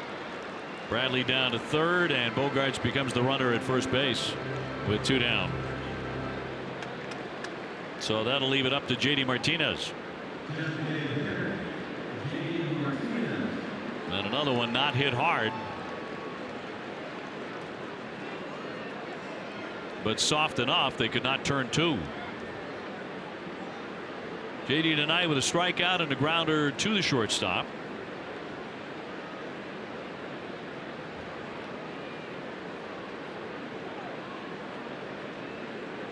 He has been providing punch to this lineup all season long. They're going to do it again here in Minnesota.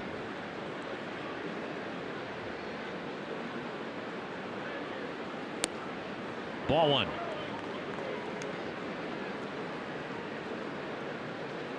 Three runs on 6 hits for the Twins, a run on 3 hits for Boston.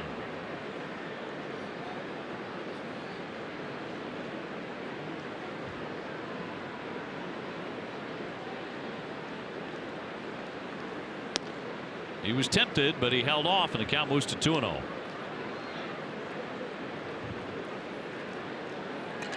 Nice night here in Minnesota. It's hard to believe the days that we played in the Metrodome when you have this kind of ballpark. Fans have really loved the open air ballpark. Flocking here tonight. Here's the 2-0. That one hit high in the air, but fouled on the right field line, so 2-1.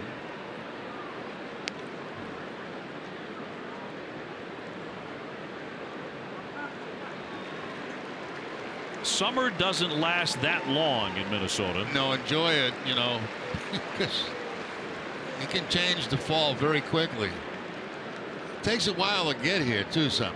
Yeah, sure does. It took forever to get to New England this year. It's unbelievable. Finally arriving. Well, tomorrow is the first official day of summer.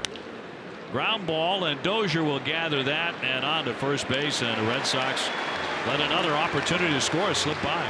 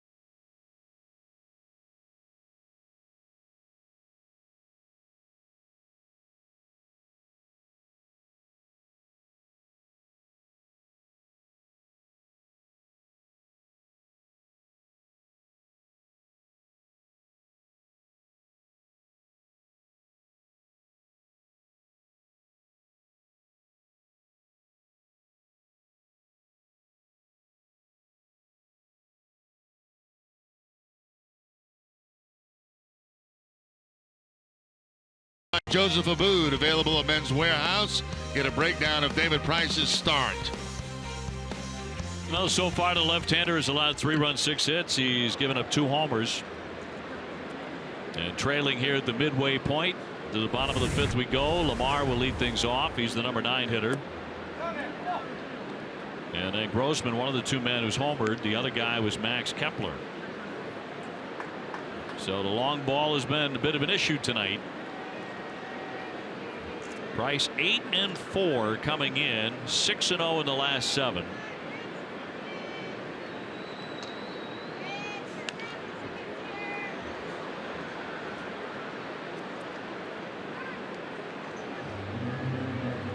Now there's a long conversation there. Paul Mahler talking to his starter Lance Lynn, who has 97 pitches already through 5 innings. And I kind of think he's coming out of the game. Yeah, I would agree, given what looked to be the tone of that conversation in between innings. Molitor asking him how he feels, and usually veteran guys will be very honest with you, and Molitor explaining his reasons why he wants to make the move, and Lynn agreeing with him.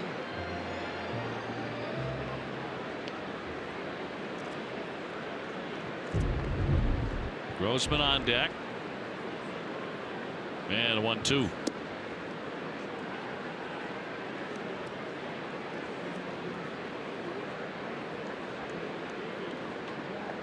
Price came in ranking among the American League leaders in victories. He's tied for 6th with his 8 wins.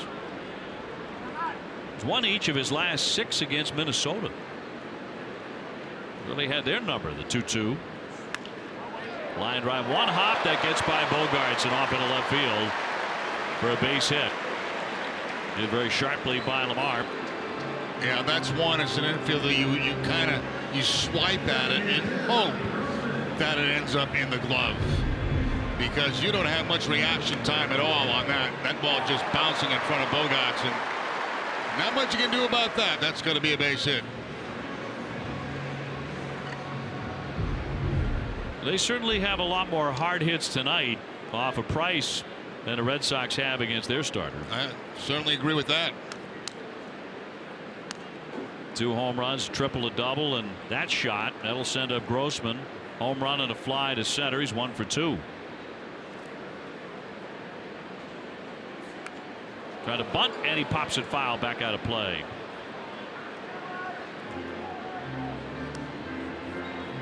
So Grossman tried to lay one down and surprise everybody.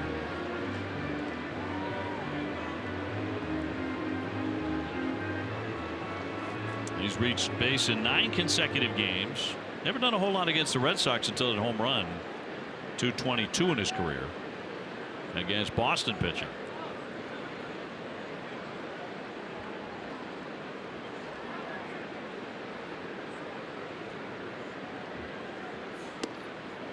He checked to swing.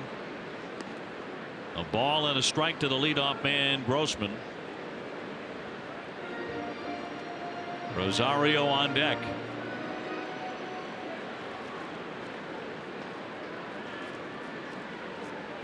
Price has now allowed 7 hits.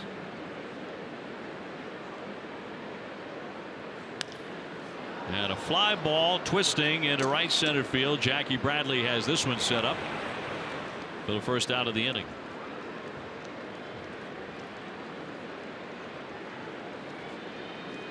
This one you can put on the list. Brandon Morrow, relief pitcher for the Chicago Cubs, was either putting on or taking off his pants at about 3 o'clock in the morning a couple of days ago, and his back spasmed up so bad on him he's gone on the DL. That's a new one for the list. Yeah, there've been some crazy ones throughout the years, some really bizarre DLs. That one's got to go in the crazy list. That's high up there. 3 o'clock in the morning, huh? Yeah, I think said he was in his closet. Must have been taking the pants off. I think he was headed to bed. He came clean on it, but it's a little embarrassing. But very painful, I'm sure. Rogers back up, so it looks like they're going to make that move.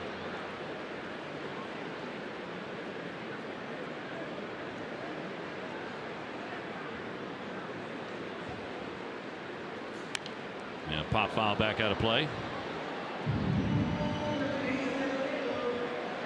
Escobar, the on-deck hitter. This is where it gets tough on any pitcher, this particular part of the order from Minnesota. Rosario's really been swinging it, and tonight a base hit and a triple. Escobar leads the world in doubles. Dozier has doubled tonight. He's a home run threat every time up.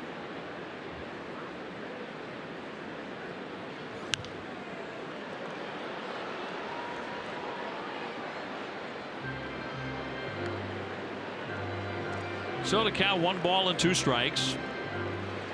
I gave the numbers on Price at the very top of the broadcast tonight that he's really dominated the Twins in his career. 10-3, 2.52 ERA. And he's beaten him 6 consecutive times, but he's trailing here tonight.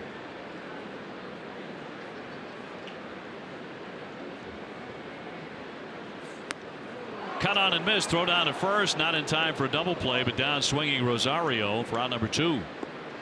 That fastball looked like it was up and probably out of the strike zone, but Rosario chasing it. Little attempt by Vasquez to maybe pick up a double play here, but didn't happen. As Lamar gets back into the bag safely. Our key matchup presented by Sullivan Tire Complete Auto Service. Always here to get you there. Escobar now then 8-game hitting streak and 452 over the life of that. Ton of doubles as mentioned, 10 RBI. Right now one of the tougher routes in baseball.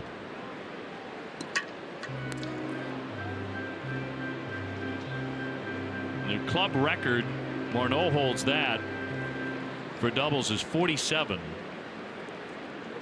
This guy already with 32.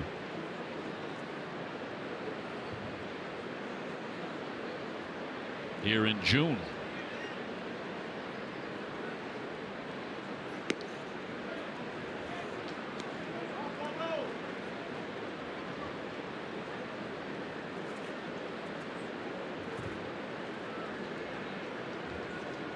Lamar led off the inning with a base hit, but Price has gotten the next 2 men.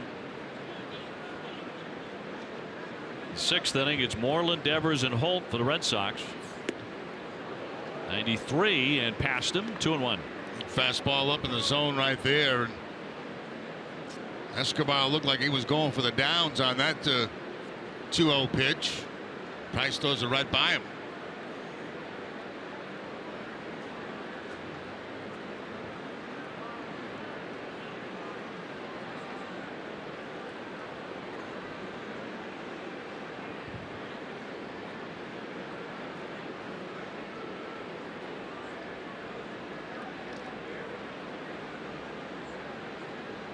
Two away. Lamar with a short lead at first. 2-2. Another one upstairs. Don't miss WB Mason Extra Innings live right after the game. TC, Jim, and Steve will break down the game, and you'll hear from David Price and Alex Cora. Huba, WB Mason, celebrating over 20 years of same-day delivery.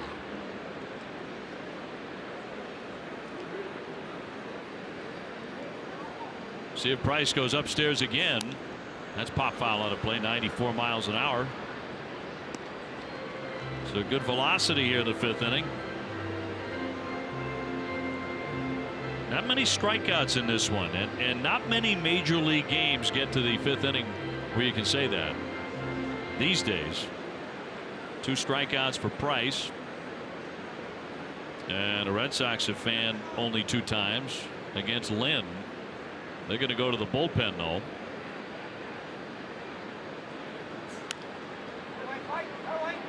Fought off, still 2-2.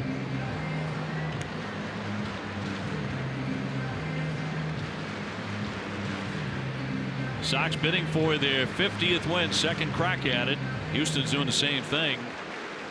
They're trying to win their 50th. They're in better shape right now. They have a 4-1 lead in the 7th inning over Tampa Bay.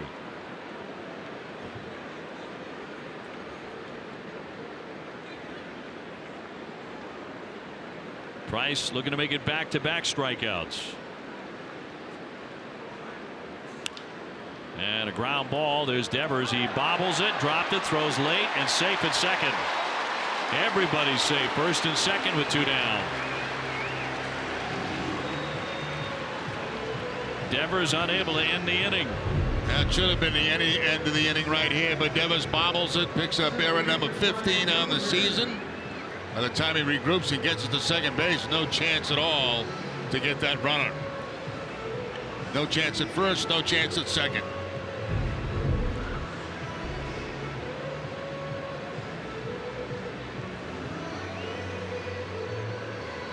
"15 errors, as you mentioned. It's a lot of errors at this point in the season. 2 on and 2 out. And now Dozier with an opportunity to really do some serious damage. He has doubled and scored and struck out tonight. 1 for 2.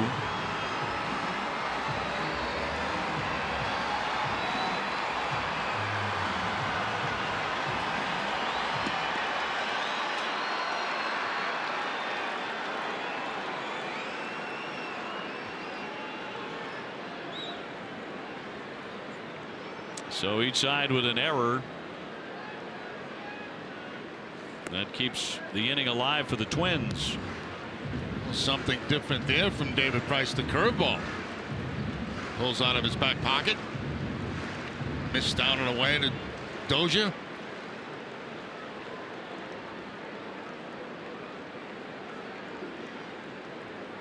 Lamar and Escobar aboard. And a strike.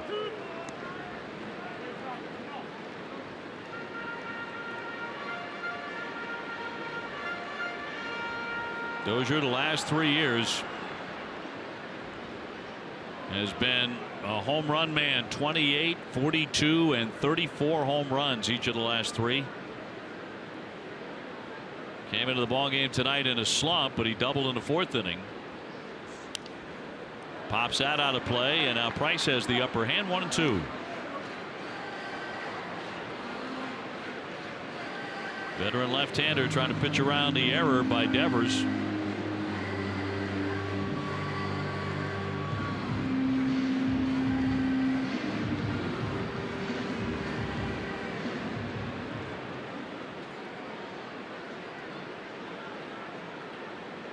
Twin second baseman has hit 10 home runs so far.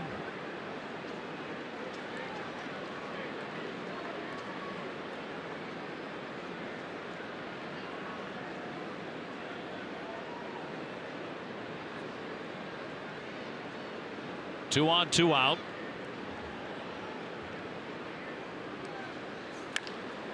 High fly, dead away center. Bradley racing back to the track. He makes the play up against the 403 marker. 2 men left.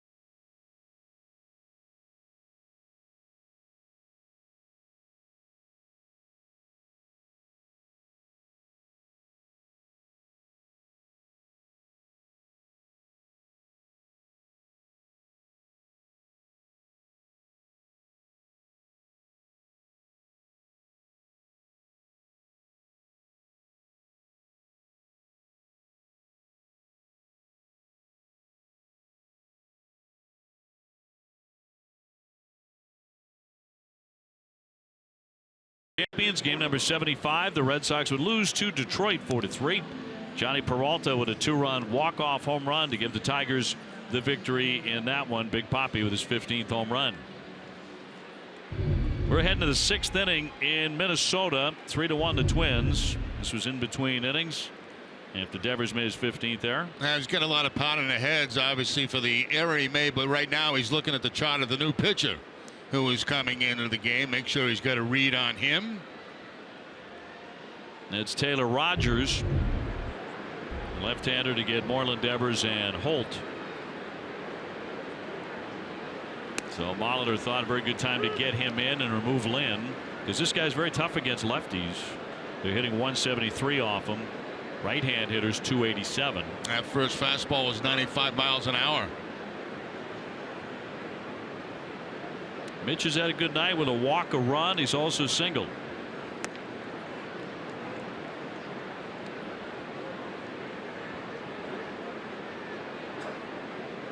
Lynn went 5, and he can win it even though he walked 5 men.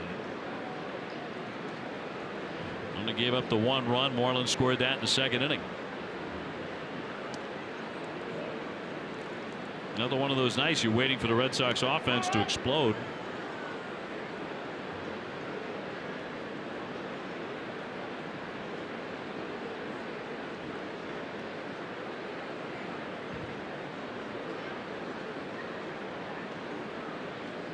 And the left-hander with a 2-1.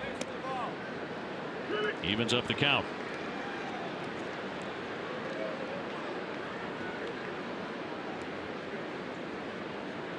Sox have been held to 3 hits tonight.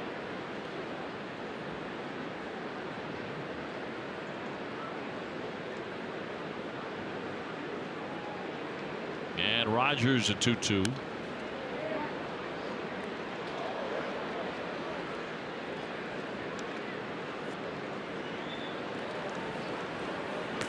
Right, plus Presley, the right-hander, now throwing in the bullpen for Minnesota.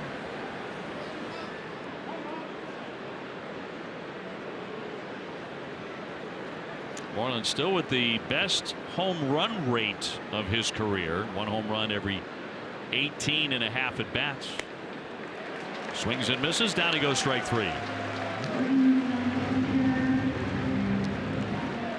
Tomorrow at 12:30, don't miss Red Sox Game Day Live, presented by DCU. Get a preview of Rick Porcello's start against Kyle Gibson of the Twins.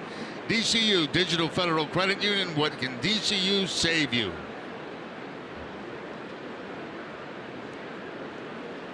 Rafael Devers tonight has popped up to the first baseman. He's also taken ball 4.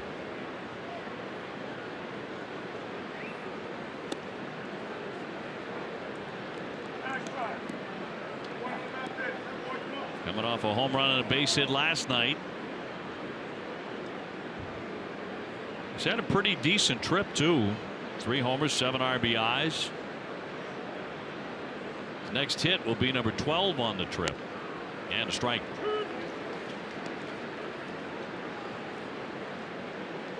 Sox are 8-3 when he hits a home run this season.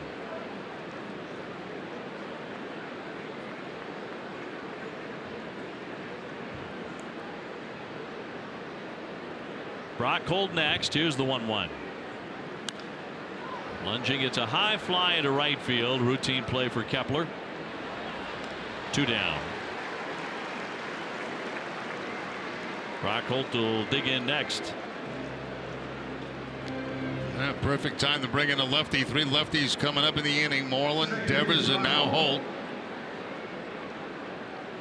Brock tonight with a walk, and he's also hitting a double play. He was caught in a rundown at third base in the 2nd inning. Officially went in as a caught stealing after he had walked to reach. Eventually made his way to third base.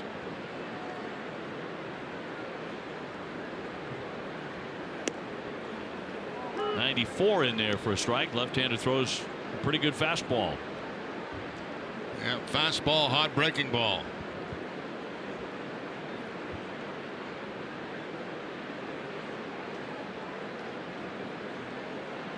Base is empty and 2 down. And he'll lay off ball 2. Should say ball 1. 1 ball, 1 strike. Red Sox and the Twins wrap it up tomorrow, and then the Sox are home for 6 against Seattle and the Angels.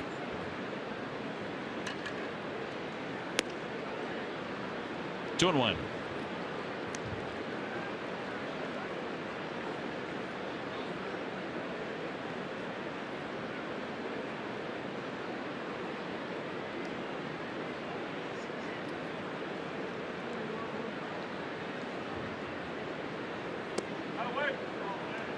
He's worked the count. Red Sox have actually done a very good job on this all night long. They did it against Lynn. 3-1. But only one of the men who took ball 4 has come in to score. And a good count for Brock. All filled up now. Like Brock was taken all the way on that 3-1 count right there. See if he can throw him 2 strikes in a row.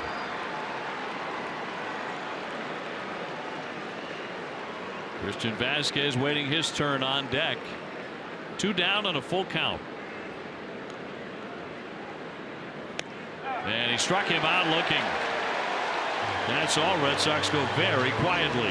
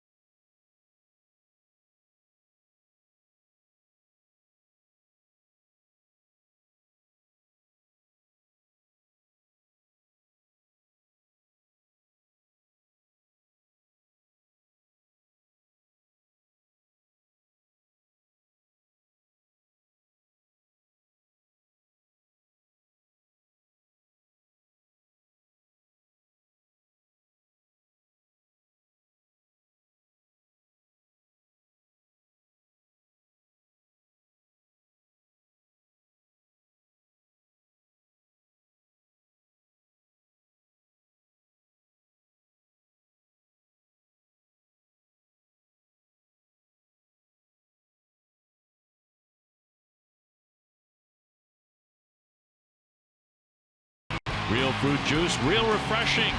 Classic flavors you love, lemonade and strawberry. America runs on Dunkin'. Price and participation may vary. Limited time offer. Bottom of the 6th inning, Price back out there. Left-hander sitting at 87 pitches. He surrendered 3 runs, 7 hits. Morrison chops a foul. He has flied out, taken ball forward tonight. Then it's the 6 and 7 hitters against Price, who has allowed 7 hits, including 2 home runs. Grossman got him in the 1st inning. Kepler got him in the 4th inning.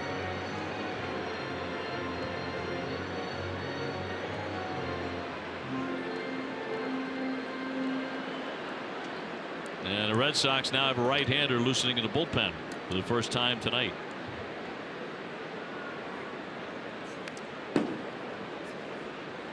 That'll be Heath Hembree out there.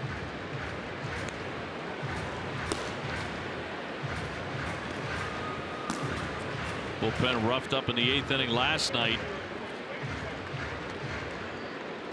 as Minnesota scored 4 times and pulled away for the win.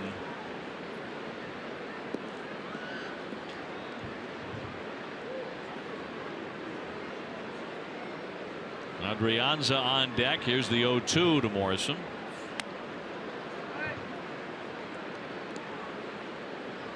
David Price's pitching line brought to you by Ace Ticket.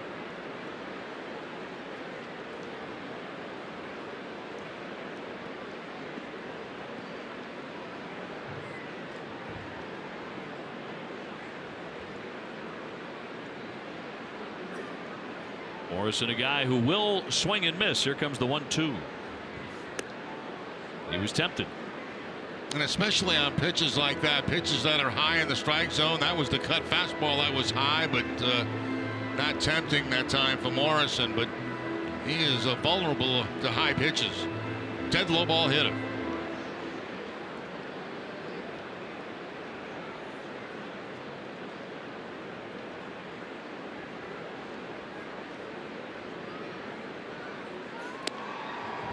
Off the outside, 3-2. He's already walked him once. That's the only free pass he has issued in this game.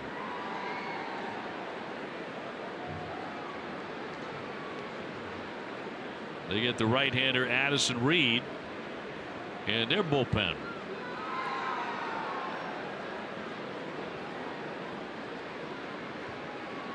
And a payoff pitch. Jammed him big time. Moreland will handle that chance and to the base for the out. One gone.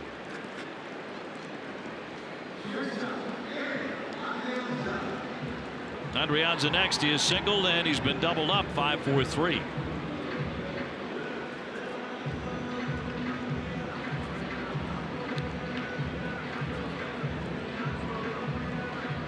Red Sox have won each of Price's last 7 starts, but tonight will take some doing. Down 3-1, 6th inning. Gotta get the offense going. Gotta get them rolling. It has been a sleepy offense for long stretches on this road trip. That'll be a strike. Drawing in Devers at third base on the bunt. Trying to drop one down at third base. You know, you see that a lot, especially against a third baseman who's made a lot of errors. You try to test him as much as you possibly can.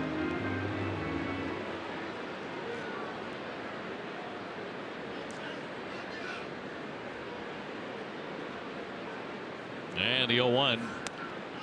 Down and in.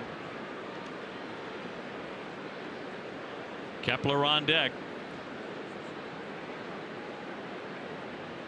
He is one of the 2 men who've homered off Price tonight.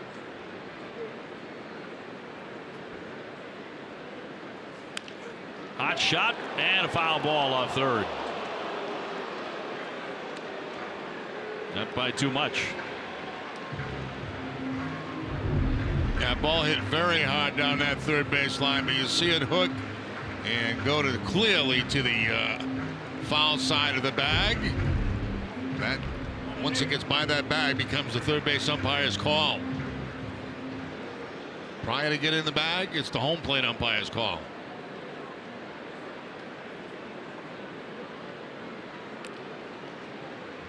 Not a lot of power out of the shortstop. He's hit 3 home runs.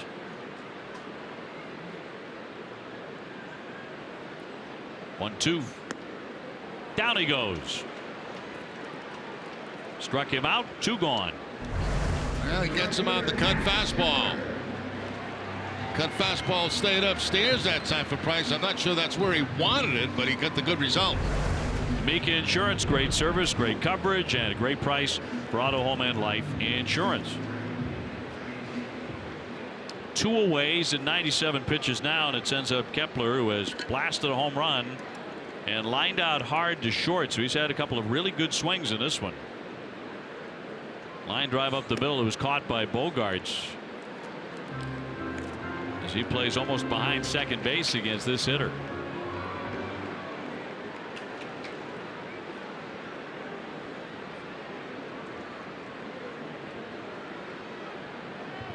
Two down, nobody on base. 3-1 Minnesota in the 6th.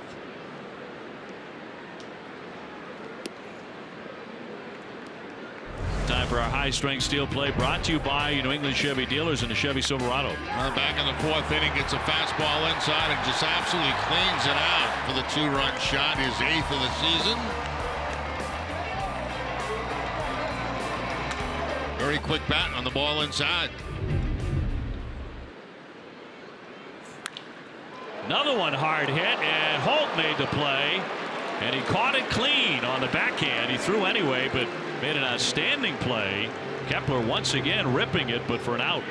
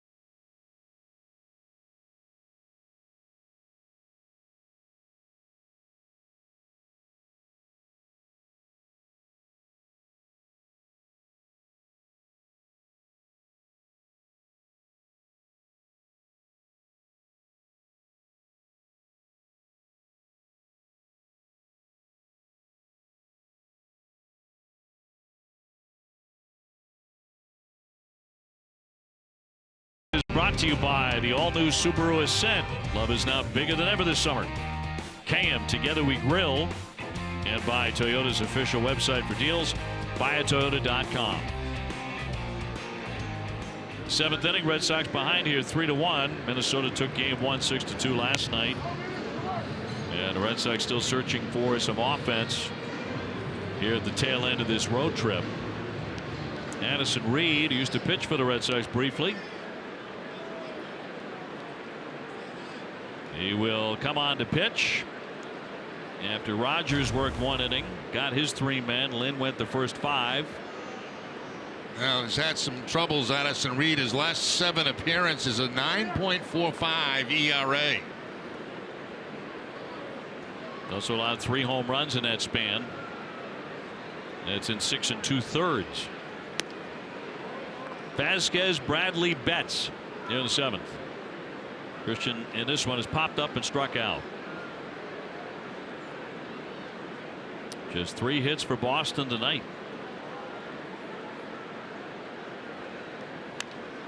And he pops a foul out of play. 6 innings for David Price. The 3 earned runs. Only 3 strikeouts for Price tonight. Walked only 1 man.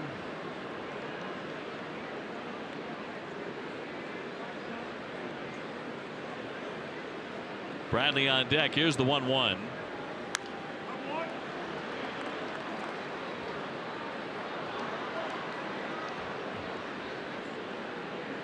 Red Sox starting pitching has been awfully good. Last 11 games, it's 2.27 the ERA. Over that span, the lowest mark in the major leagues.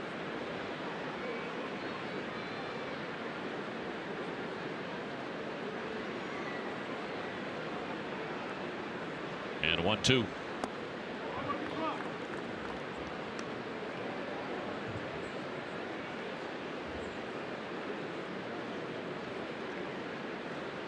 Red Sox have played 8 games on the road trip coming into tonight.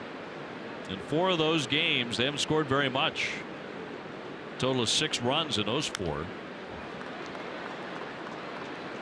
2 last night. They lost a 1-0 game in Seattle. 1 run, 3 hits so far this evening. But plenty of time left in this one.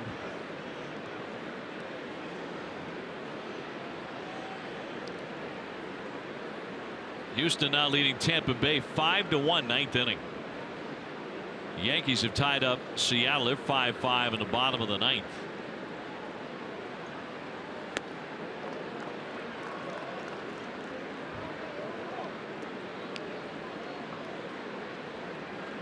Toronto beat Atlanta 5-4. We mentioned the Indians over the White Sox 12-0. That's a final. Payoff pitch. Ground ball deep short. The backhand. Adrianza across the diamond. Got him. 1 man away. Speedway will donate $500 to Boston Children's Hospital for every Red Sox homer. And don't forget, all summer, stop by your local Speedway and quench your thirst with a refreshing Speedy Freeze. Jackie Bradley has reached on an error. He's also taken ball 4. And the fight continues for Jackie. 181 with that batting clip, trying to get rolling.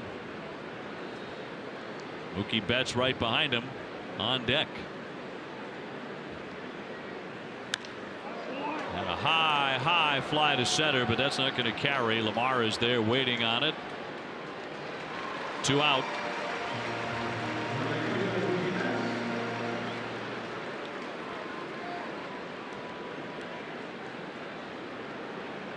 So Mookie next. He's 1 for 3 with a single back in the 3rd inning.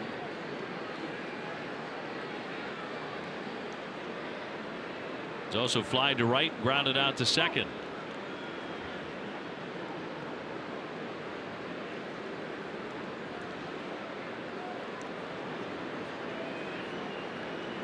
Nobody on base with 2 gone and a strike.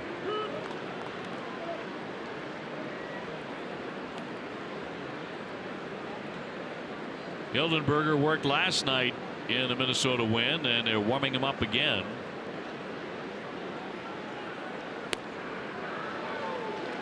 Two strikes on Betts. And Mookie got about halfway through that swing and just wanted to stop it, realizing the ball was well outside.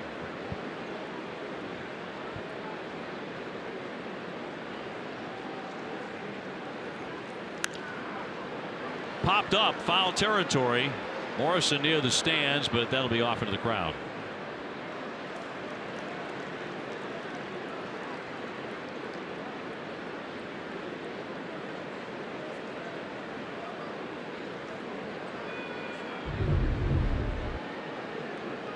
Mookie chasing a pitch there that probably would have been called a strike, but fouls it off and just gets it into the stands. Borderline pitch, but you can't take that.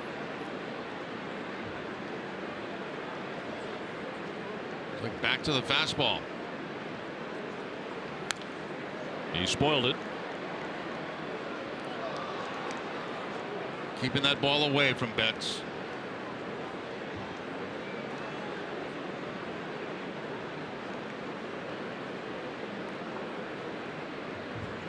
Reed in 2017 appeared in 77 games between the Mets and the Red Sox. Pitched pretty well, a 2.84 ERA. Here's the 0-2 to the backstop. Last year's second consecutive season with 70 or more appearances. He likes to work.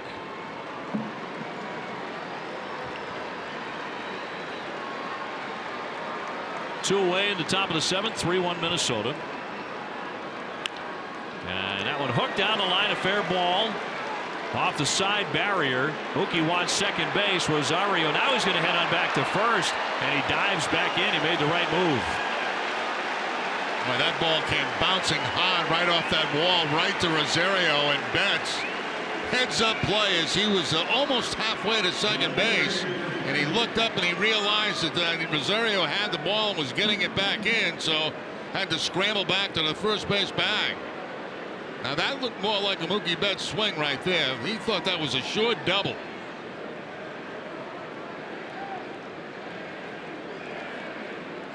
Now the barrier held it up. Mookie now 2 for 4. And the center Benintendi, who's 0 for 2 of the walk. So the Sox with a base runner with 2 away. And a 4th hit tonight. High fly ball into right center field, but kind of a lazy fly, and Kepler's there to make the catch. And the Red Sox will strand another base runner.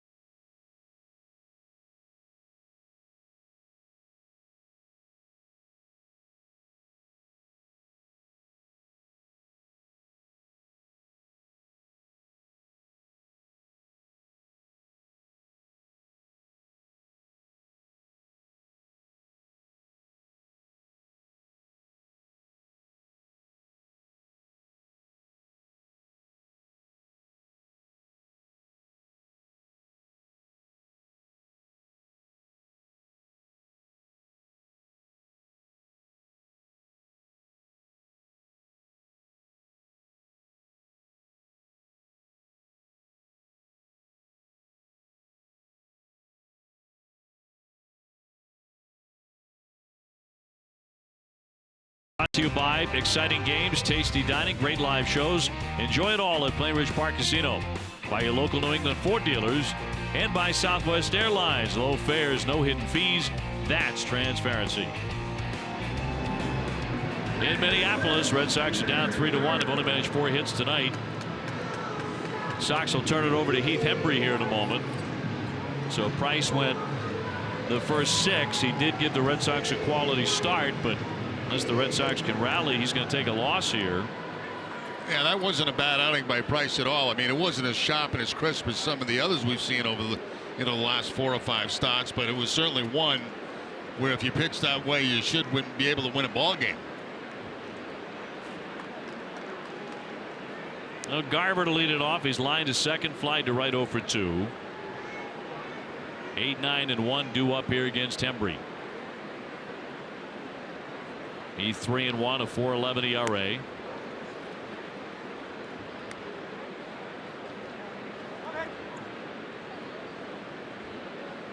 Hembree picked up his 9th hold of the year on Friday night at Seattle.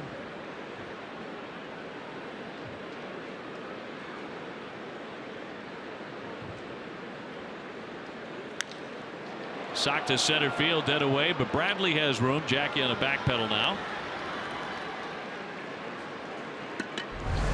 Quality start brought to you by BioFreeze. Now look at the strikeouts tonight for David Price. Goes inside with a fastball. Fastball up that time. And another fastball up in the zone to pick up his 3rd strikeout of the night. BioFreeze, pain relief that works.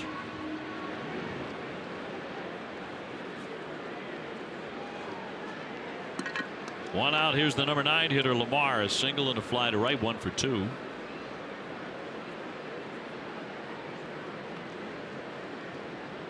Red Sox have left 7 men on base tonight, including a runner at second base in the 1st inning, a couple of men in the 5th inning. So the 2nd night in a row here in Minnesota, they've been frustrated. They've gotten better scoring opportunities after stranding 11 base runners last night.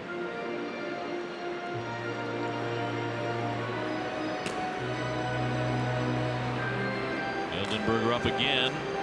He'll be the next man in.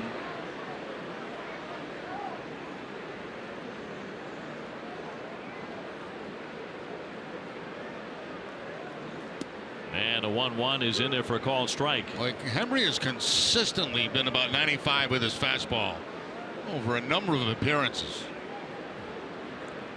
Basically 2 pitches, the fastball and the slider. That's the fastball up right here.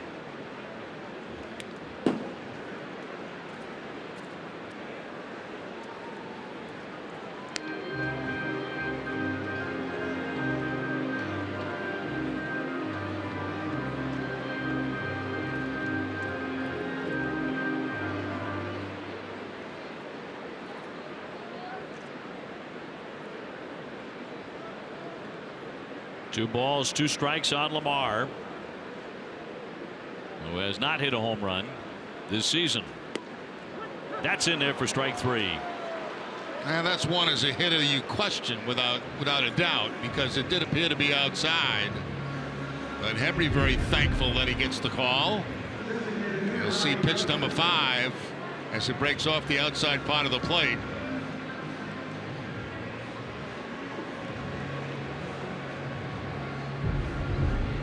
If you're Lamar, you're telling the umpire, I couldn't hit that with a 50-inch bat.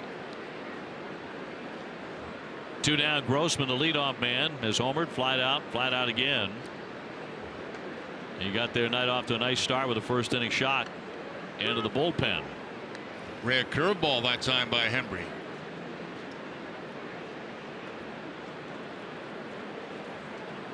Now the Houston Astros did win their ball game. They beat Tampa Bay 5-1, so they've become the first team in baseball to win 50. With a record now 50-26. Popped up, but that'll drift out of play.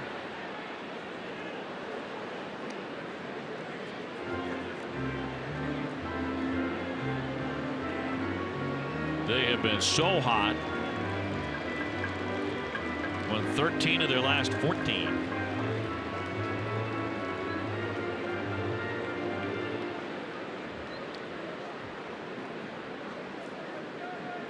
Nobody on base and 2 down. We're in the bottom of the 7th inning.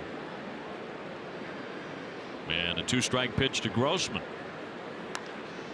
High fly right field, hangs up for Mookie Betts. And they go 1, 2, 3.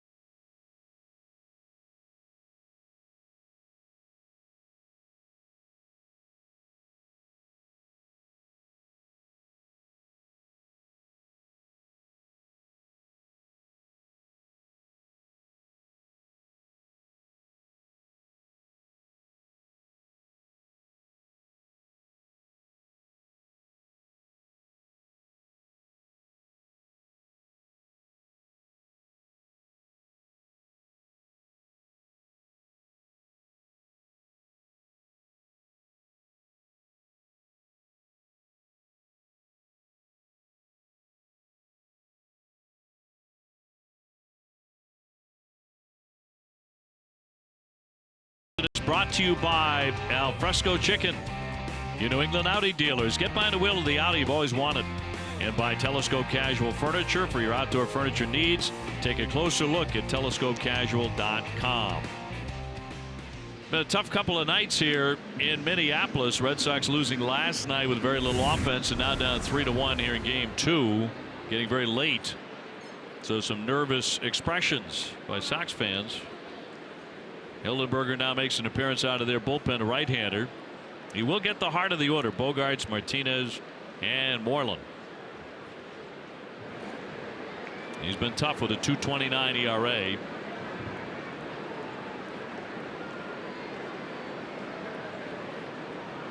Xander 1 for 3 with a first inning double.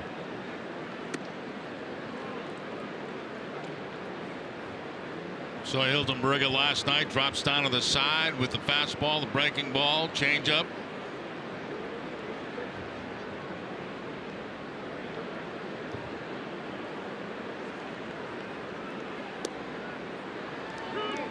Not overpowering, as you can see there. 90 with the 2-seamer. Right now, Lance Lynn would get the win as Duke gets ready in their bullpen. And David Price would take the loss unless the Red Sox can rally here in the later stages.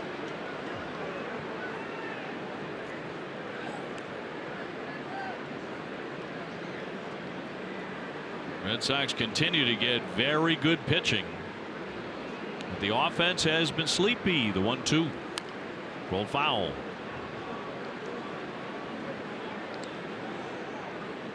Chris Sale said after last night's gem, which he didn't get a win out of, didn't get a loss either, but after the game he said nobody's doing anything on purpose as far as not scoring when he's on the mound. He said maybe I'll spring for popsicles next time out for the guys.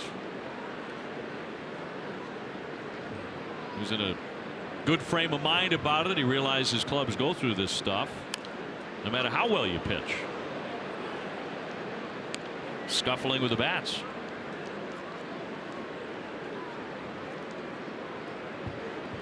Very frustrating when you're going through stretches like this because it really makes you look like a flat team.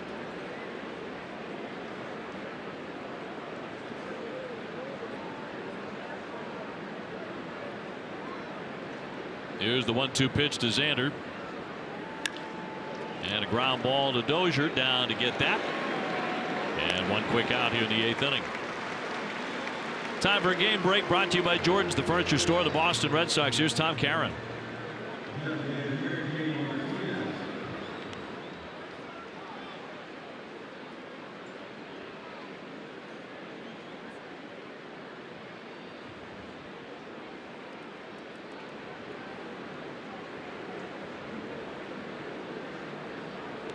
Okay, TC, thanks. JD Martinez has gone 0 for 3 tonight. He has struck out, grounded out again. Sox held to 4 hits.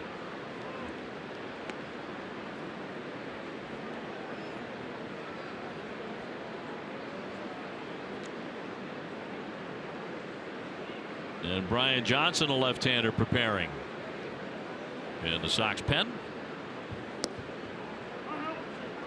Seattle has found it tough sledding against the East Coast teams here recently, haven't they? Tough time. Yeah, split with the Red Sox. Yankees having their way with them. Mariners have dropped 3 in a row. Darts in there for a strike at 91, barely on the corner. To Martinez. Mitch Moreland on deck.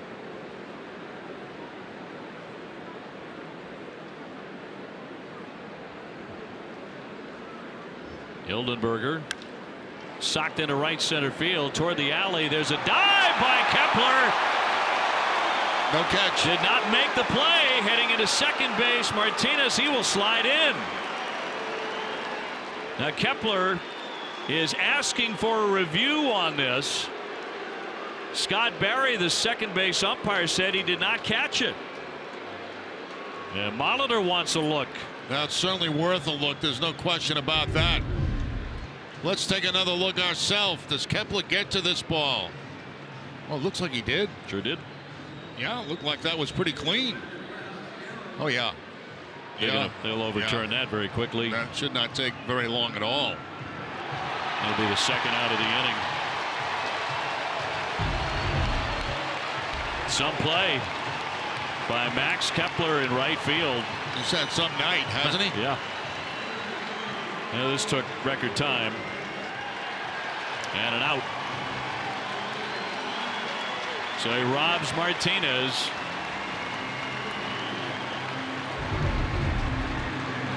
Yep, Kepler going in. There's no question that was in the webbing of the glove. No part of the grass at all. Beautiful play.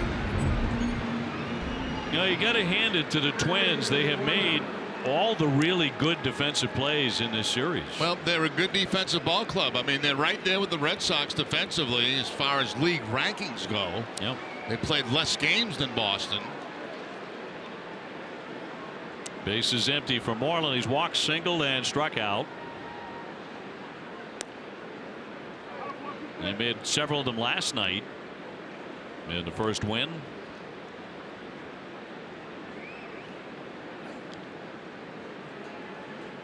Devers on deck. Should it get that far? Here's the 1-0.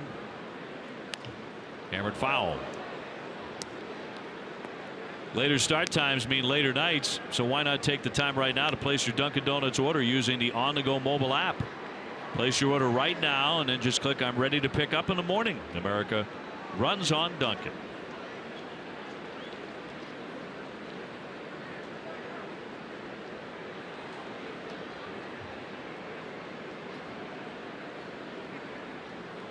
Two away in the 1-1. There's the changeup from down below. At 80 miles an hour. Everything down in the strike zone of Mitch Moreland.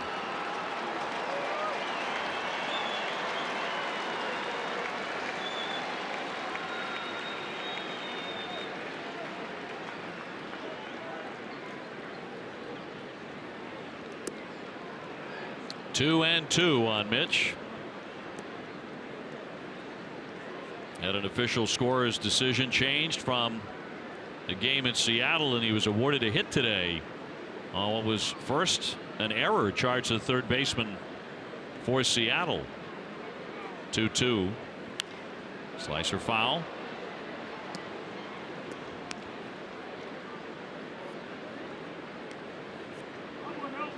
He's also given another RBI, so he has 34.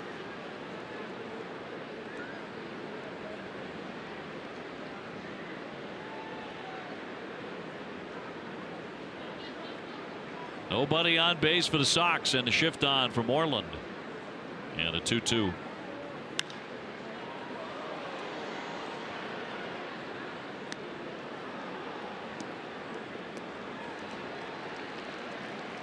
Lance Lynn went the first 5 innings, and he wasn't great for Minnesota. He walked 5, gave up 3 hits. And that's what's so frustrating about this game, you know, right now at this point. I mean, you had a guy out there, Red Sox probably could have knocked around the ballpark.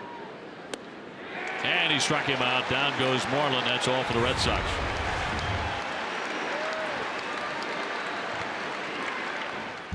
We average 4,000 daily flights and 100 destinations, but they all go to the same place, somewhere you love.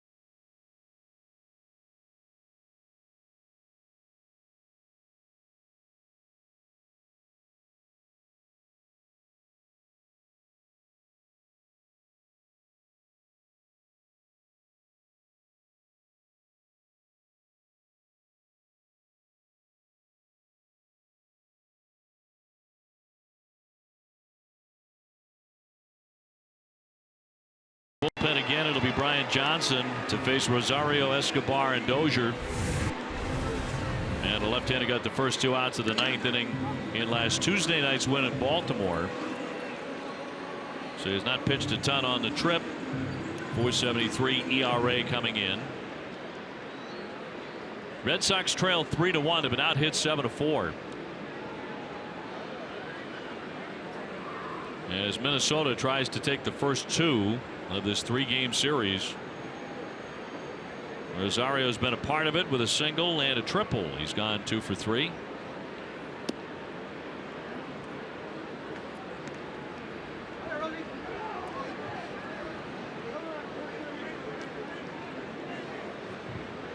Rosario really busted out last year when he hit 27 home runs.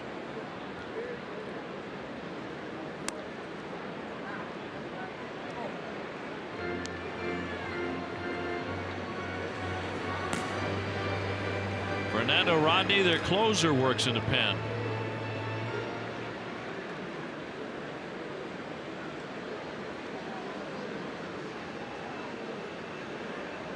Here's Johnson's 2-0. 3-0.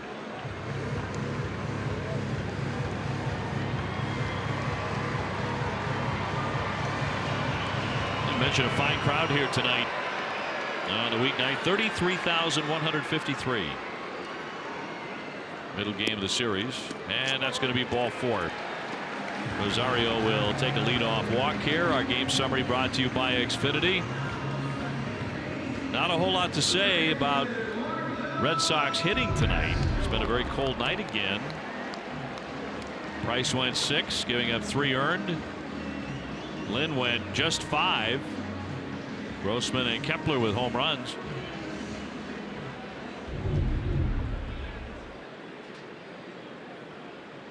Escobar in this one is flied out, grounded out, and reached on an error by Rafael Devers.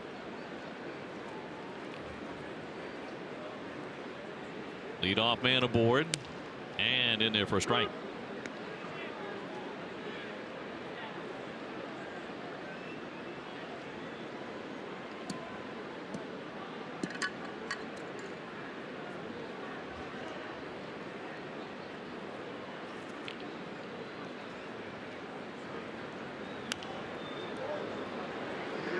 Johnson now ahead to count 0-2. Dozier on deck. Hope you'll be with us tomorrow afternoon. 1:10 first pitch. Rick Porcello against Kyle Gibson. Porcello 8-3. Gibson 2-4. And the Red Sox back home to meet Seattle again.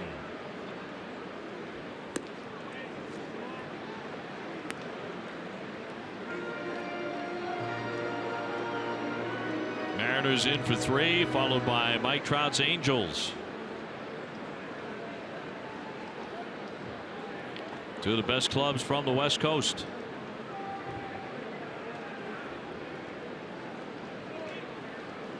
Trout might be having the best season he's ever had, and that's saying something.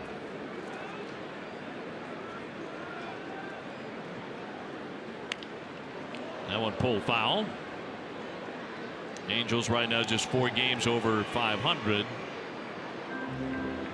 And they will miss Ohtani for a while. Yeah, it's an interesting battle. You know, the season started, it was Betts, it was Trout, it was Betts, it was Trout. And then, of course, Mookie took over the lead in almost every category. Then, unfortunately, the injury came, and Trout's just gone off since that time.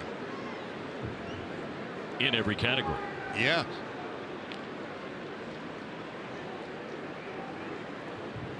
1-2, wave and a miss. He got him. So down goes Escobar. That's out number 1 on a strikeout. And a good curveball right there from Johnson to pick up the strikeout. It's one of those 12-6 curveballs that goes straight down, which gets him to chase a bad pitch that was in the dirt. That'll bring up Dozier, 1 for 3, a double and a run in the 4th inning. He was aboard when Kepler hit his home run. Red Sox in the 9th inning have due up Devers, Holt, and Vasquez.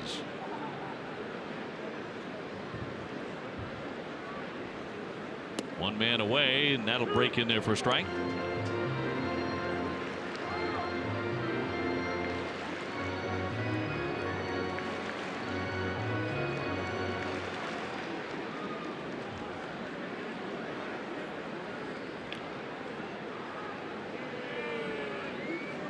And a left-hander with the 1-strike pitch. Logan Morrison on deck.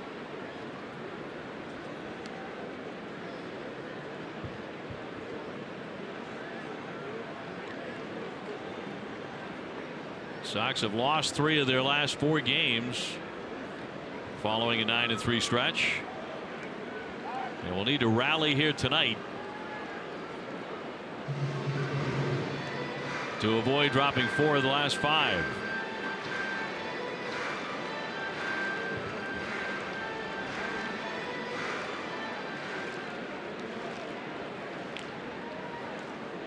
Johnson picking out a sign from Vasquez. The base runner Rosario back in. And Rosario will run. There's no question about that. He got picked off earlier in the ball game. He's got 6 steals on the season.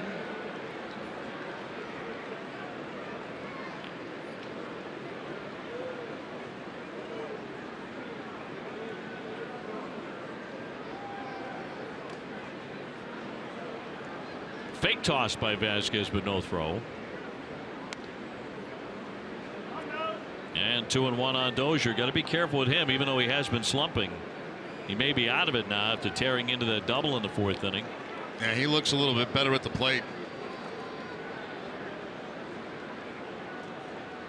Hit the last ball pretty good to center field.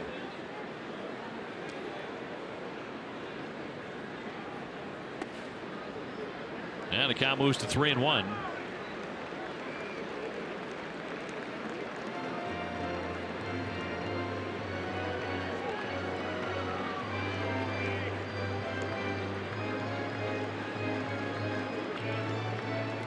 Red Sox are second in the majors in home runs, but they don't have any tonight, and the Twins have a pair. 3-2 now. As he went back to the breaking ball.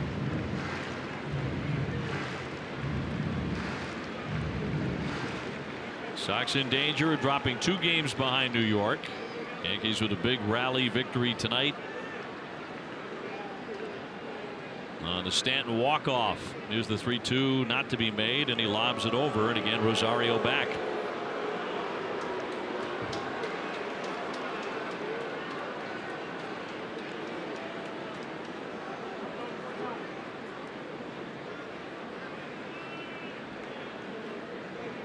Only 1 out in the inning. We're in the bottom of the 8th inning in Minnesota.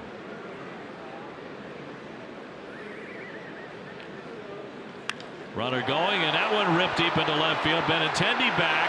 Going to play that one off the wall. Rosario hitting third. He's trying to score. Xander Bogaerts throws too high. The run comes in. More breathing room for Minnesota on the double by Dozier. That makes it 4-1. His second 2-base hit tonight. Yeah, I don't think there's any question that Dozier right now is out of his slump. He swung the bat very well in this game. 2 doubles. He also made an out to center field that was hit very well.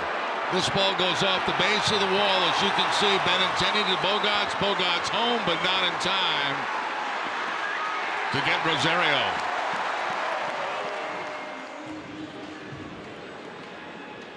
So they pad the lead to 4-1. That sends up Morrison, who's flied out, walked, and grounded out 0 for 2.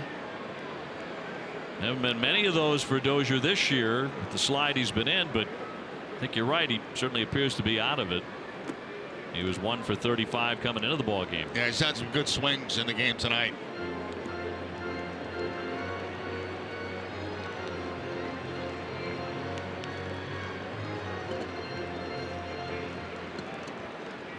Dozier with his 30th RBI.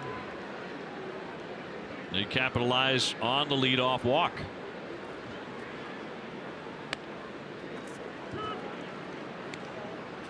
Nothing good ever comes of a leadoff walk. Red Sox got a run in on 1 in the 2nd inning.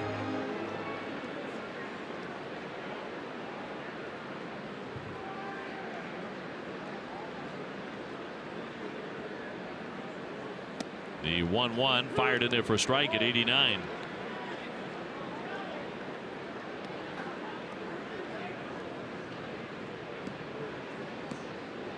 Since the start of 2007, the Red Sox have really had their way with the Twins in series.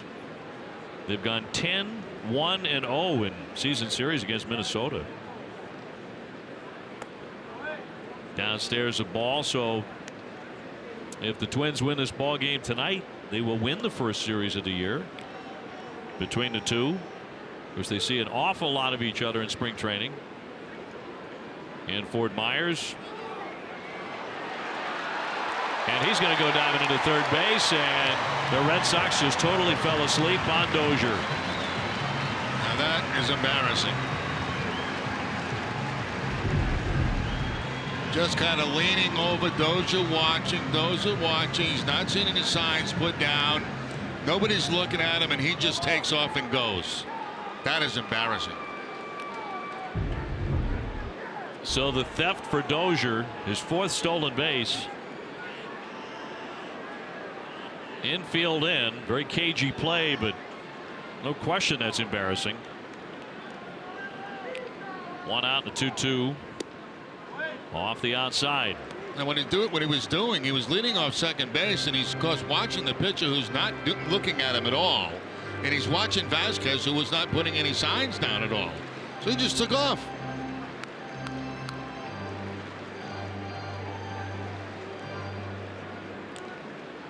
So another runner just 90 feet away now for the Twins. And a fly ball can pick him up. That's fouled back.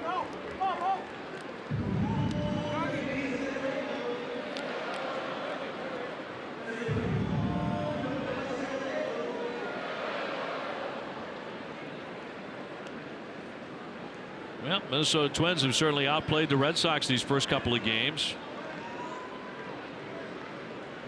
which has not been said very often in 2018. Here's the 3-2. Just got a piece of it.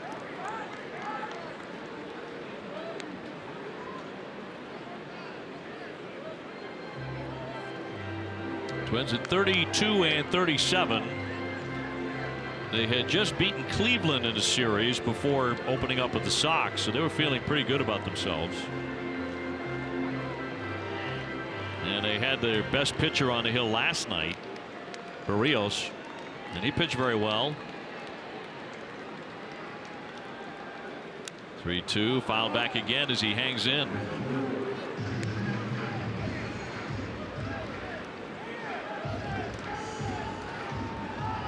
So it remains a full count here on Morrison. Adrianza on deck. Long at bat here by Logan Morrison. This next pitch will be the 9th of the at bat.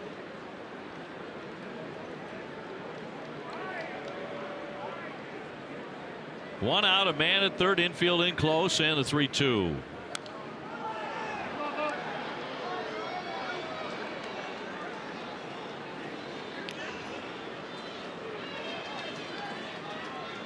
Presley along with Rodney in the pen.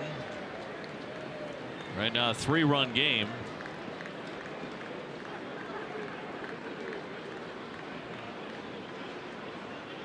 If they add another, they may sit down Rodney. 3-2 once more. Wrapped to first base, runner holding at third. Moreland's got it and gets the out. Dozier staying put, and there are 2 gone. And we'll bring up the shortstop, Adrianza. He has gone 1 for 3 with a base hit. 4-1 Minnesota in the bottom half of the 8th inning.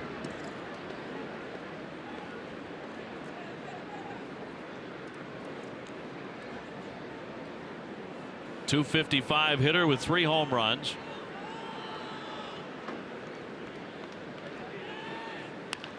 Grounds that one, but foul between the base runner and the bag.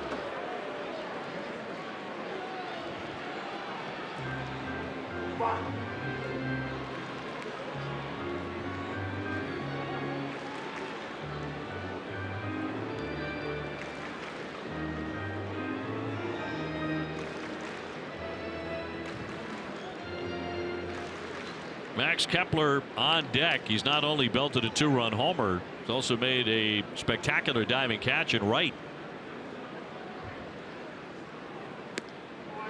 1-1.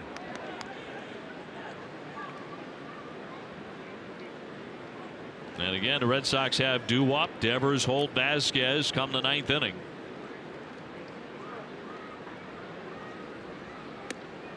Breaking ball snapped in to make it 1-2.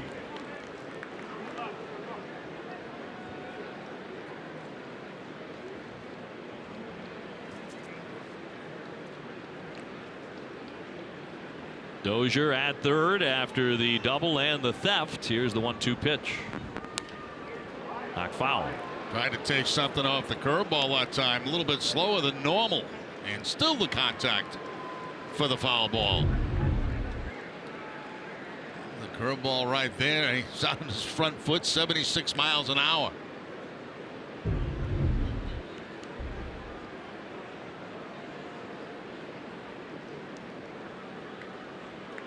Trying to put him away here with a 1-2 pitch. And he gets him. He struck him out. Another run scores to make it 4-1 after 8.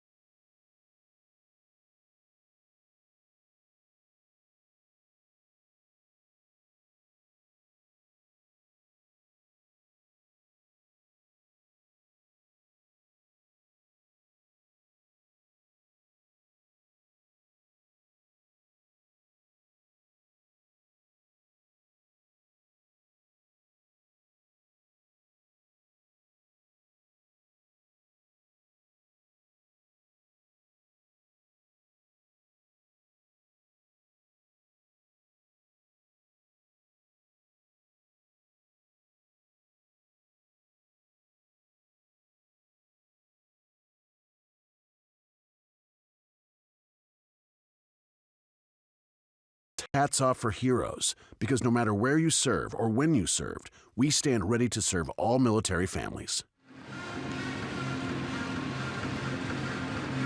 Top of the 9th inning, Red Sox need 3 to tie here in Minnesota. Otherwise, the Twins are going to take the first 2 games. And they're going to go to Fernando Rodney, their closer. 2-2, 2.96 ERA. He has registered 15 saves.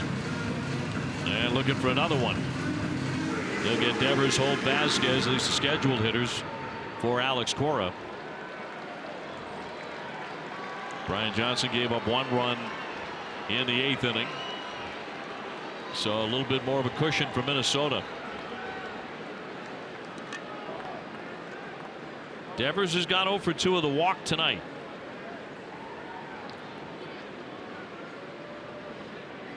Yeah, if the Red Sox fall in this one, they would dip to 5-4 on the trip, with 1 more coming up tomorrow afternoon.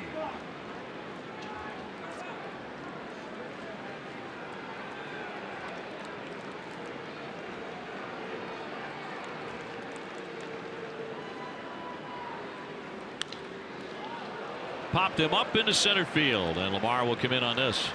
Center fielder with the catch, 1 gone. We were talking before the ball game, you know, Rodney pitching here for Minnesota, how these guys just kind of circulate around the league and they show up in these, you know, different ball clubs all the time. They just keep going. 40 years old, doesn't matter. 41 and still a very lively fastball. Yeah. He has worn many uniforms. And he's doing a good job for this ball club. Here's Brock Holt, 0 for 2 of the walk tonight. Rodney's career began way back at the big league level in 2002 with Detroit. Pitched for a long time for the Tigers. Then the Angels, then Tampa Bay, a couple of years in Seattle. He went to the Cubs briefly. San Diego, Miami, Arizona, now Minnesota.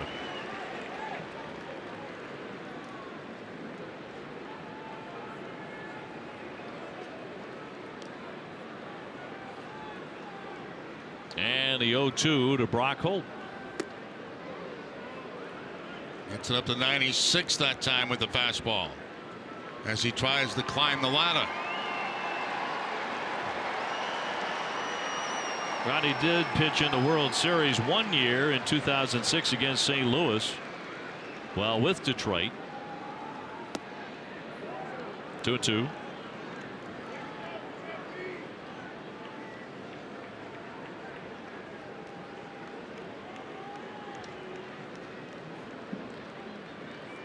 Rodney's been an All-Star 3 times. Here's 2-2. He's running full. From Santo Domingo in the Dominican Republic.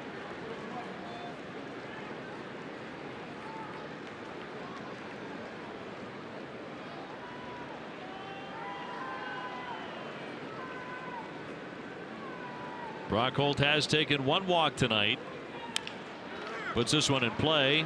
Morrison on the charge. He'll flip it to the pitcher and got the out. There are 2 down.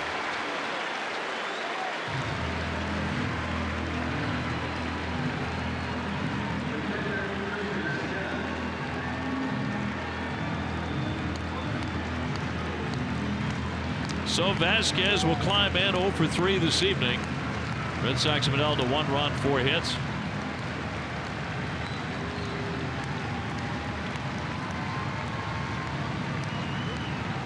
And if they fail to score a couple of runs here in the 9th inning, it'll be the 5th time in 9 games on the trip they have failed to score more than 2 runs.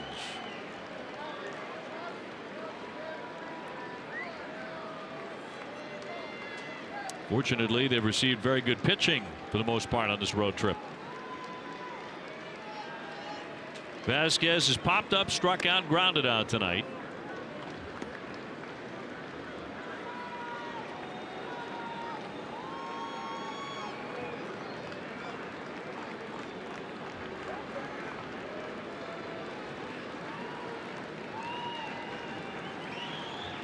And a 1-0. Across for a strike in 93. 1-1 on Vasquez. Right now, Lance Lynn would get the win. David Price would take the loss after going 6-0 in his previous 7. Liner scooped up by Escobar at third. Plenty of time to throw. He gets him. And the Red Sox very quiet with the bats again tonight. They fall 4-1. Minnesota wins the series as they take the first couple.